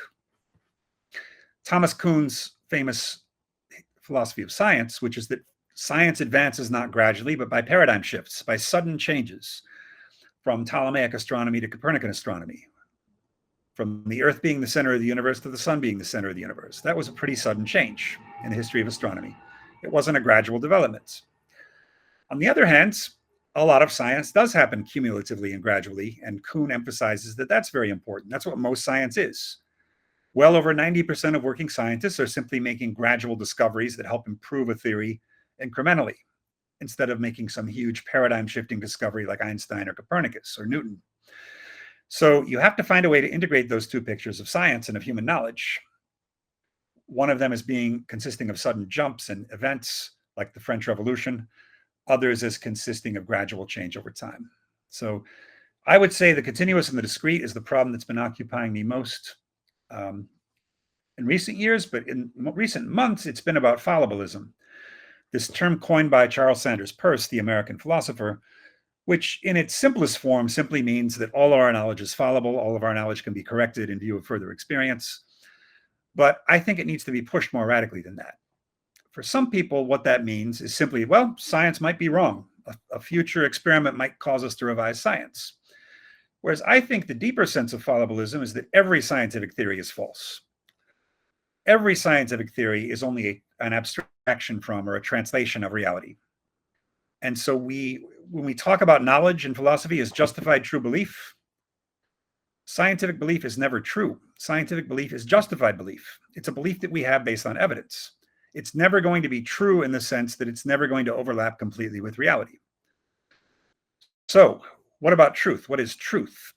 I think there can only be unjustified true belief that you get in the sense of, for example, Kierkegaard's, the Danish religious philosopher who talks a lot about the leap of faith, that you can read Hegel's system forever, and you're never going to know in any finite human lifespan whether Hegel is right or not. You have to decide whether or not to follow religion.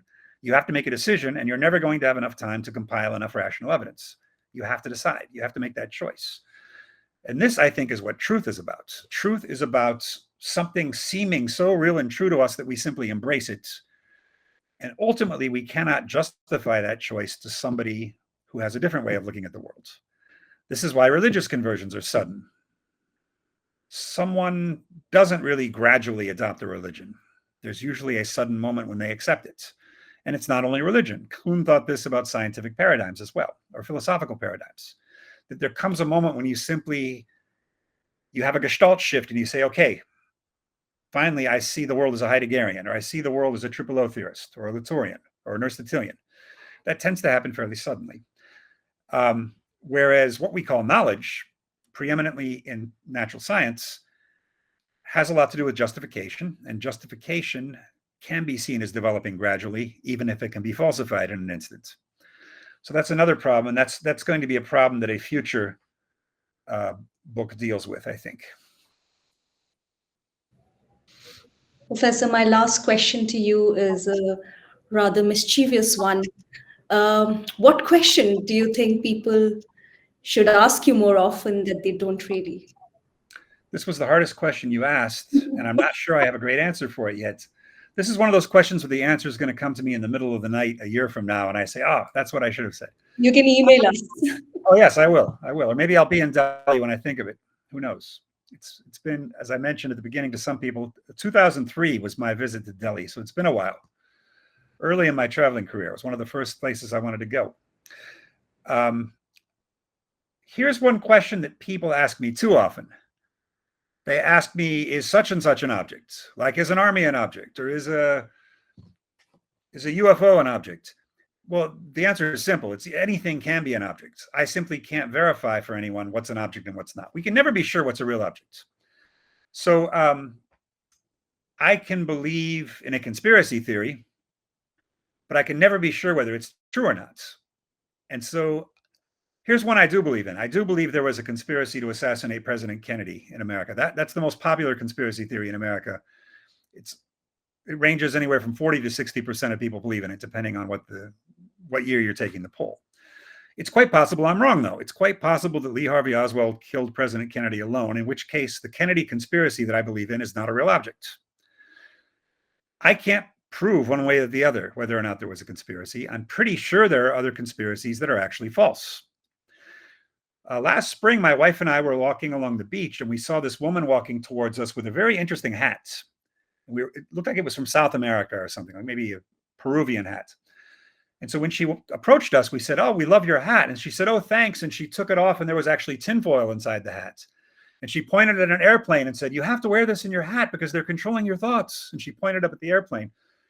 Now, that one, I'm pretty sure that's wrong. She's the only one I ever met in real life who actually believes this. It's probably 3% of the population.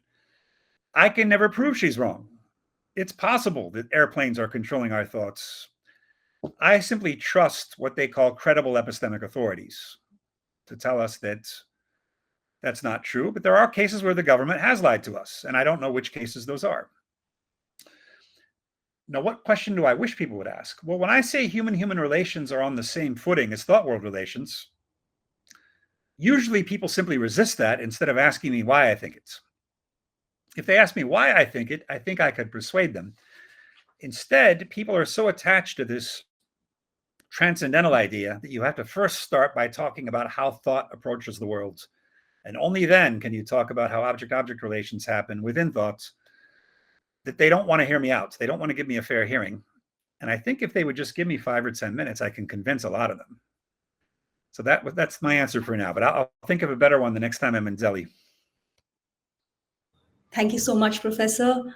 It was a delight listening to you, and I'm sure everybody really enjoyed it.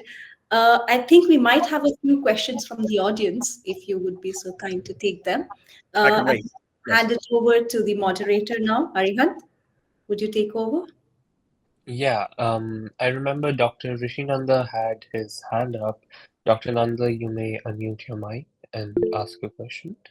Yes, please unmute. Good evening, sir. I came in late to the discussion, so I may I may be asking questions which may have already been answered. So forgive me. I have two or three comments, and then I have a question also. The first one is that you were talking about aesthetic choices. If you can ever find it out, please let Silika know. A.R. Louch, L-O-U-C-H.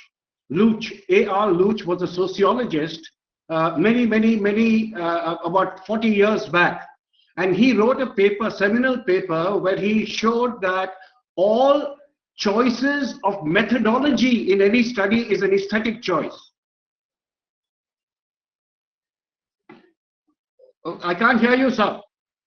I can't. Yeah. That's because I muted my mic and forgot to unmute it. That sounds fascinating. I'll read it. Okay, just check that out. Ideas right up my alley. Thank you.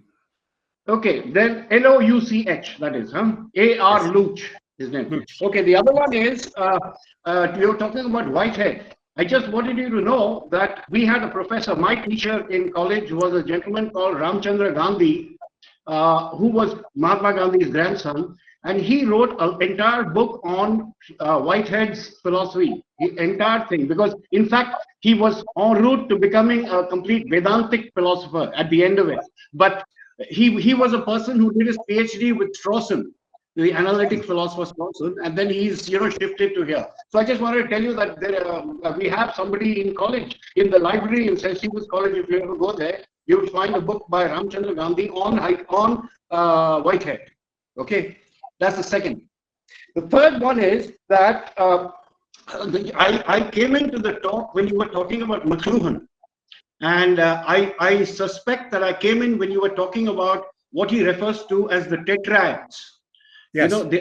The idea, not merely that the idea that it reverses, but also that it obsolesces. It makes something obsolescent to begin with. I may have missed that part of it. But Eric McLuhan, his son, has tried to formalize it into a cliche to archetype argument. He's tried to formalize it into a kind of a template which you can apply everywhere, which I'm not sure whether he succeeded in doing that very well. But McLuhan, I agree that he has the idea. I don't know whether you must have mentioned this, which I didn't get. The idea that media are extensions of human beings. Number one, that they're extensions of man, and that they create environments. The automobile is just not merely a place going from place A to B, but it creates an entire environment of gas stations, convenience stores, a whole environment it creates. So it's not just merely the object coming into existence, but a whole ecology, that, so to speak, coming into existence. Okay. Yes. Then the third point was that you were talking about the discrete and the continuous. Yes. I understand it from Gregory Bateson, who makes the distinction between analog and digital. Okay, right. So I was not quite. The first question is, I was not quite clear why you use the word discontinuous for metaphysics. Okay, for metaphysics. For Aristotle's metaphysics, because for Aristotle's metaphysics is about individual substances. Aristotle does not think that substances are just caused by humans arbitrarily cutting a continuum of reality, of course. He thinks substances are discrete naturally. So there's a real horse, there's a real rock, there's a real... so Aristotle's metaphysics is where he talks about the discrete. The place of substance is the place of the discrete in Aristotle, whereas the physics is all about continua, such as time, space, number, and motion. The continuity of motion is how he refutes Zeno's paradoxes, for example. Yeah. By saying that motion does not consist of actually an infinite number of points. It's simply one stretch that we can potentially divide up into points. Let me say something about the McLuhan thing. It was actually my good fortune to know Eric McLuhan before he unfortunately passed away. And so we had a chance to talk about the tetrads quite a lot. I first met him at the University of Toronto and kept in touch with him over the years. And yes, I did mention the points about obsolescence and the environment. Probably before you came in, yes. I'm sorry. Okay, so the question, the main question I have is, I mean, as I said, you must have covered this earlier, was that what is deeper than, you know, Goethe, for instance, the poet Goethe, the German poet Goethe, in his argument about science, he talks about how everything is what it is because of its relationship to everything else, so to speak. Right. You know, like a Buddhist idea. Now, you made a statement, I thought you made a statement which said there is something deeper than relations. I'm not clear about that. Where do we get, how do we get that? Well, we can't know it because any attempt to know a thing is a relation, just as in quantum theory. But the philosophical version of this is if you relate to something, you're translating it.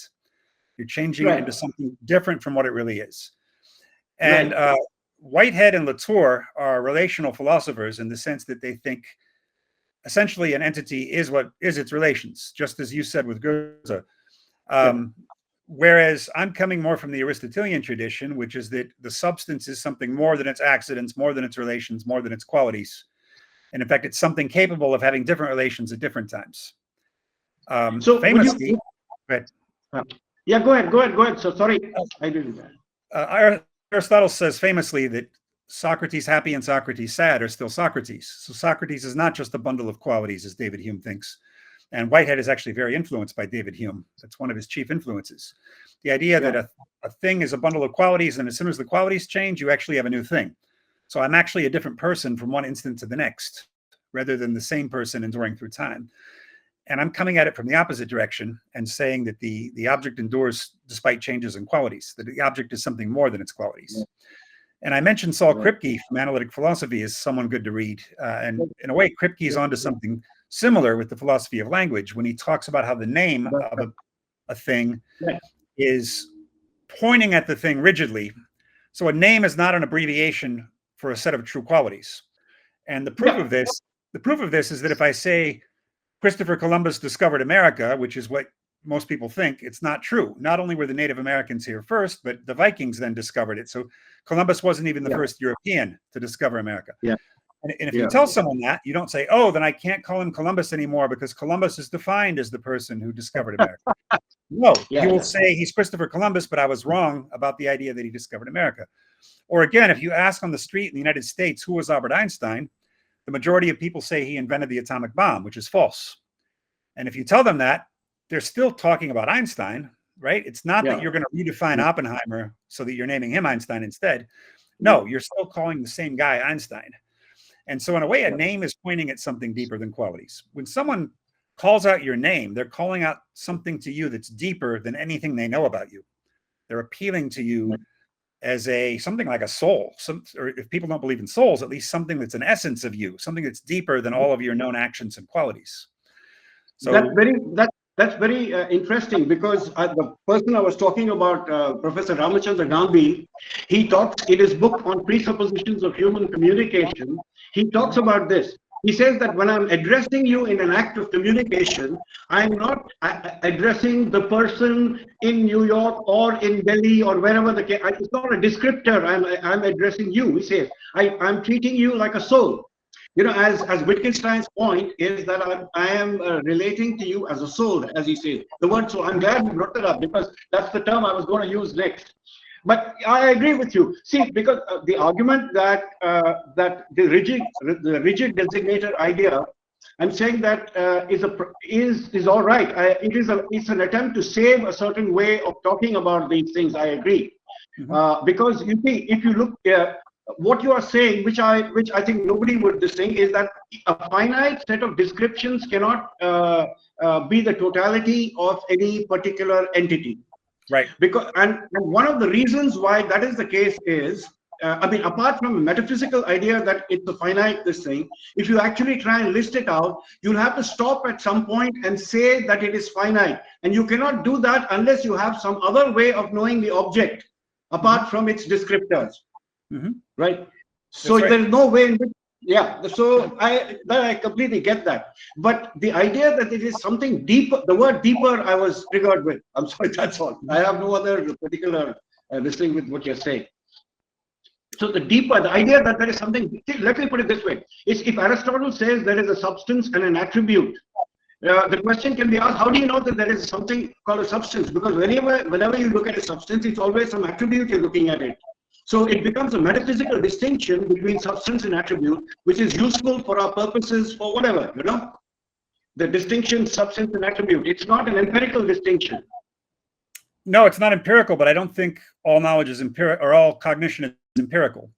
I think, for instance, Merleau-Ponty says something interesting, which is he says, the black of an ink pen and the black of an executioner's hood are not the same black, even if the wavelength of light is exactly the same.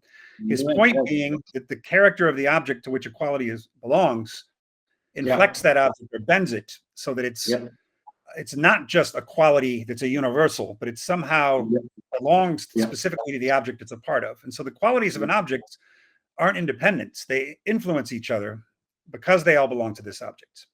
They all have different associations with that object. So it's not as if we're just seeing empirical data and then we're arbitrarily thinking there's an object behind it. That the qualities are influenced in such a way that we know there's an object bending them, is what I would say. So, I mean, don't you think that this analog, digital, continuous, discontinuous has something also to do, Heidegger, don't you think, in his Identity and Difference, talks about this difference, you know, the difference that again, these are not empirical statements about continuity and discrete.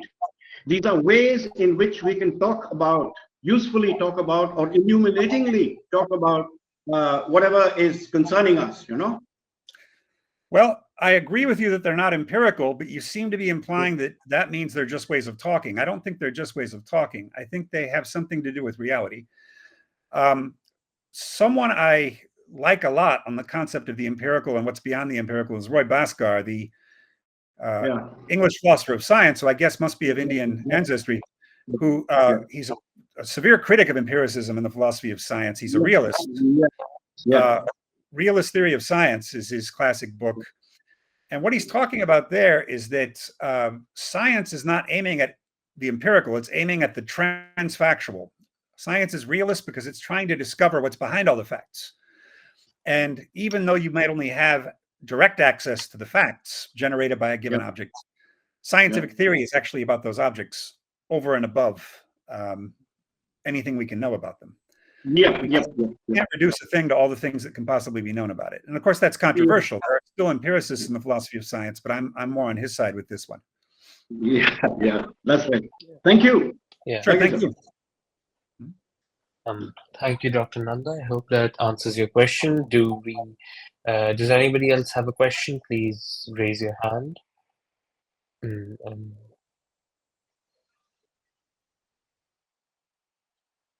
Okay, in the meanwhile, I'll ask my question. So, my paradigm is a Lacanian one. That's where I come from, and this is going to be sort of like I'm not very familiar with object-oriented ontology. I've only, as I mentioned, read the Lovecraft book. But recently, like a few months back, I read Alenka Zupančic's book, What is Sex? She's from the Ljubljana School of Lacanian Psychoanalysis. And over there, she has the final chapter, which is titled Object-Oriented Ontology, where she critiques speculative realism and Quentin Melisseau and just the general trend of speculative realism from a Lacanian standpoint, emphasizing particularly on the concept of the real as it's there. So the Ljubljana school in general is a materialist one, and for Zupančič over there, she argues that um, what Melissu, for example, fails to understand is that the real, as the Lacanians talk about it, is not simply out there, and that out there-ness is really what she says Melissu talks about, but emerges through a break or cut in what in Lacanian theory is called the symbolic order. And true materialism for then is not about the primacy of matter, but of recognizing the cut, the contradiction, or what someone like Slavoj Žižek would call the parallax at the heart of being.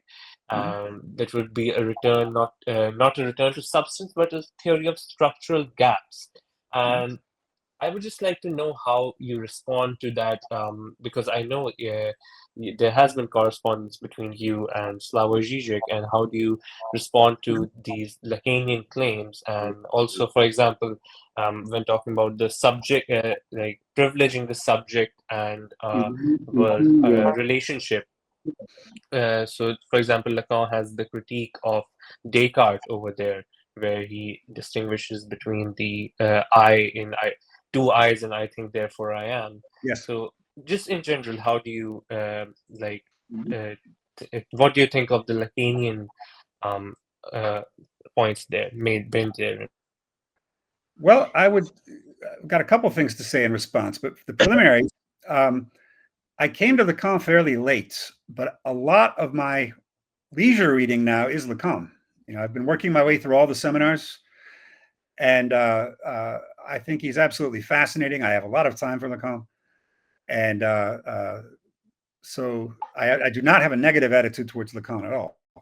Initially, I was a lot more conversant with Freud than with Lacan, and of course, the difference between the two is for Freud, it seems at least that the unconscious is a real thing beneath consciousness, whereas for Lacan, the unconscious is at the surface. It happens where there are gaps and breaks, because in some ways, linguistics is his model.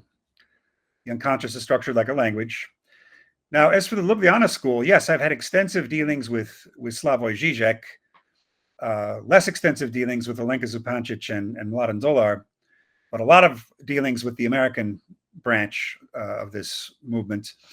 And of course, they're not only about Lacan, they're also about Hegel. It's a kind of a Hegelianized Lacan. And of course, in Hegel, one of the major things is that there is no real thing in itself. The thing in itself is something projected by thought.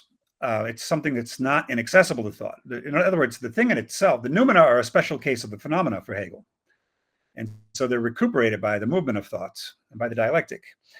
Now, of course, I'm on the other side of that. I think the thing in itself is something Kant got right.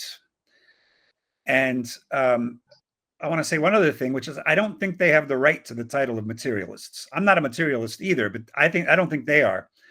They've redefined the word materialism to the point where it no longer has anything in common with material. I think the reason they want to call themselves materialists is because materialism has such a proud legacy on the political left as being the Enlightenment form of the critique of oppressive institutions and of religion and things of this sort. And this is why they want to call themselves materialists. But it's not really materialism. I have no problem with saying reality is constituted by parallax, but I don't see why you would call that materialism. I've written a response to parallax. I've got an article called Žižek's Parallax, where I try to talk about the positives and negatives of that concept. I think the Ljubljana school is one of the most exciting things going on today, even though I don't agree with any of them. And I know that Alenka Zupančič thinks that speculative realist idea of the real is a fantasy projected by the subject. I think what's missing from the Lacanian concept of the real is the same that's missing from any concept of the real as resistance. You sometimes hear people say the real is what resists us. Dilthey, the historical philosopher, says this, for example. And it's an intriguing definition of the real until you realize that resisting us isn't the only thing that the real does. Resistance is maybe a way that the real alerts us to the fact that it's there. So I'm walking and suddenly I fall 10 feet and break my leg because I wasn't paying attention and the sidewalk ended and there was a big drop off. That's the real in Lacan. It's something that it's a trauma that is not recuperable by the symbolic order. And yet that's not the whole of the reality. The reality of that drop-off is not exhausted by the fact that it broke my leg or that it surprised me. Just as in Heidegger, the fact that the tool breaks is not the only thing that the tool does. The tool can only break for Heidegger because it had a prior reality that was not fully utilized in the tool system. And I would say the same thing about the real. I would say that Lacan's real is really only the broken tool.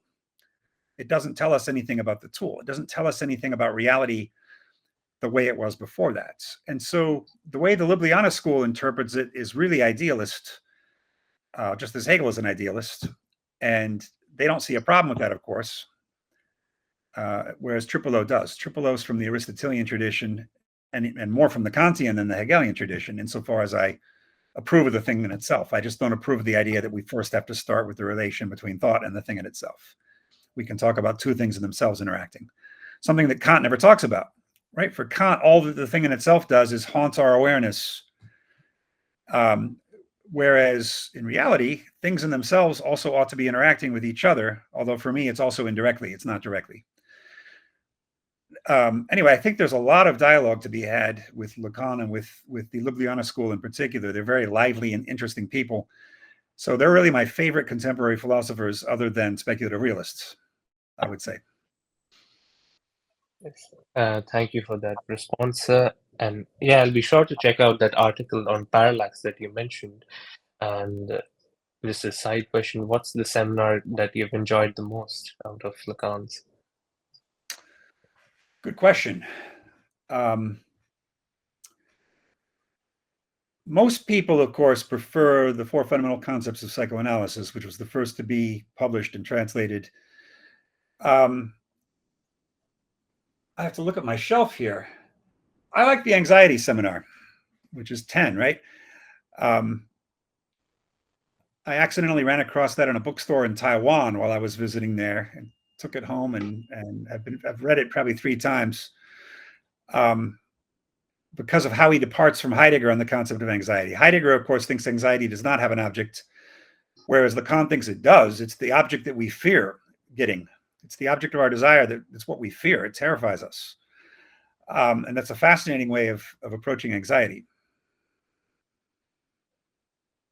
Yeah, I somehow had the feeling that you would really like that one, and along with 20 perhaps, but yes, thank you very much for that response. And do we have any more questions from our audience? Please raise your hand if we do. In case there are no other questions, I want to thank Professor Mohapatra for a wonderful series of questions. These are the toughest possible questions I could have asked myself. So thank you very much for that. It's our pleasure that you could talk to us, and we really hope very soon in the future you'd visit Delhi and you'd visit our campus. We look forward to that. I would love to. Thank you very much. All right, so I believe we have no more questions. So, okay, one last thing from myself. You mentioned, and this is just like a sort of cheeky question. I know that's not what you were talking about when you said that, but you said that we could, like, give a determinate number of how many people are in this meeting, and that would presently, whatever the number is, I can't see it, but Deleuze and Guattari start 1,000 Plateaus with the famous sentence that when the two of them wrote Anti-Oedipus together, there was each of them were many, and there was already a crowd. And I was just wondering, like, when you said that, how do you respond to that sentence in Deleuze and Guattari's multiplicity? Like, they really indulge in that. So maybe a short response to that. I know you were talking about like Aristotle's physics when you were making that remark. Deleuze and Guattari are most important to me for their irreverence. They give permission to be funny, to not take authorities too seriously sometimes. That can go too far also, but it was very liberating at a time when there was a kind of oppressive Derrida and Foucault hegemony in continental philosophy when I started graduate school. It's hard to imagine today because Deleuze has been very prominent for so long now. But it was really, Deleuze was considered a kind of comical figure over on the side back then. And it wasn't until the mid-90s that I started seeing Deleuze being treated as a powerful thinker of the first order. Now, as for how I react to that statement intellectually, of course, I don't accept it literally. I do find that very funny. I laughed the first time I saw that statement in a bookstore in a positive sense. I found it very liberating. But I think Deleuze sometimes is too caught up in flouting the establishment. And I think this is because he grew up in a specific time and place. You know, the French Academy, with all of its mandarins, did really have a stranglehold on philosophy in France. I think the problem is when people imitate that in America, for example, it misfires because in America, we don't really have an oppressive, rigid canon of great thinkers. It's not the case that Plato and Aristotle and phenomenology are oppressing American philosophers. That's a specifically French problem. And I think his irreverence was designed to combat that, just like Derrida's stylistic excesses, I think, were designed to combat that. We have a totally different, we don't really have an oppressive classical tradition in the United States. We're a new country that has a short intellectual history. And so I think it's time for us to go back to the classics of philosophy, the ones that Deleuze didn't like to cover, like Plato, Aristotle, Kant and Hegel, Husserl. Deleuze has almost made it boring to talk about the Stoics and Hume and Spinoza because that's become a new orthodoxy in its own right. And so I think we should probably go back and see what there is to revive in the tradition of substance. And multiplicity is fine, but I think ultimately the world is made of discrete units as well as of continua. So I hope that helps. And of course, Badiou thinks Deleuze's multiplicity is a fake multiplicity anyway. He thinks Deleuze is a philosopher of the one. And I'm somewhat sympathetic to that. Well, thank you very much for that response. I would now like to hand it over to Chini to deliver the vote of thanks. Okay. Yes. First of all, thank you so much to Graham Harman. Thank you so much, sir, for being a part of this incredible event. I want to thank our guests, speakers, and audience, and our staff advisor and moderator for today, Silika Mohapatra. This event wouldn't have been possible without you, ma'am. Thank you to the council members and all the volunteers who made this event possible and made sure it ran smoothly. Most importantly, thank you to everyone who joined. Thank you so much for coming and making this event possible. Thank you. Thank you, Dr. Harman. It's been a pleasure talking to you. Thank you so much. Bye-bye. Take care.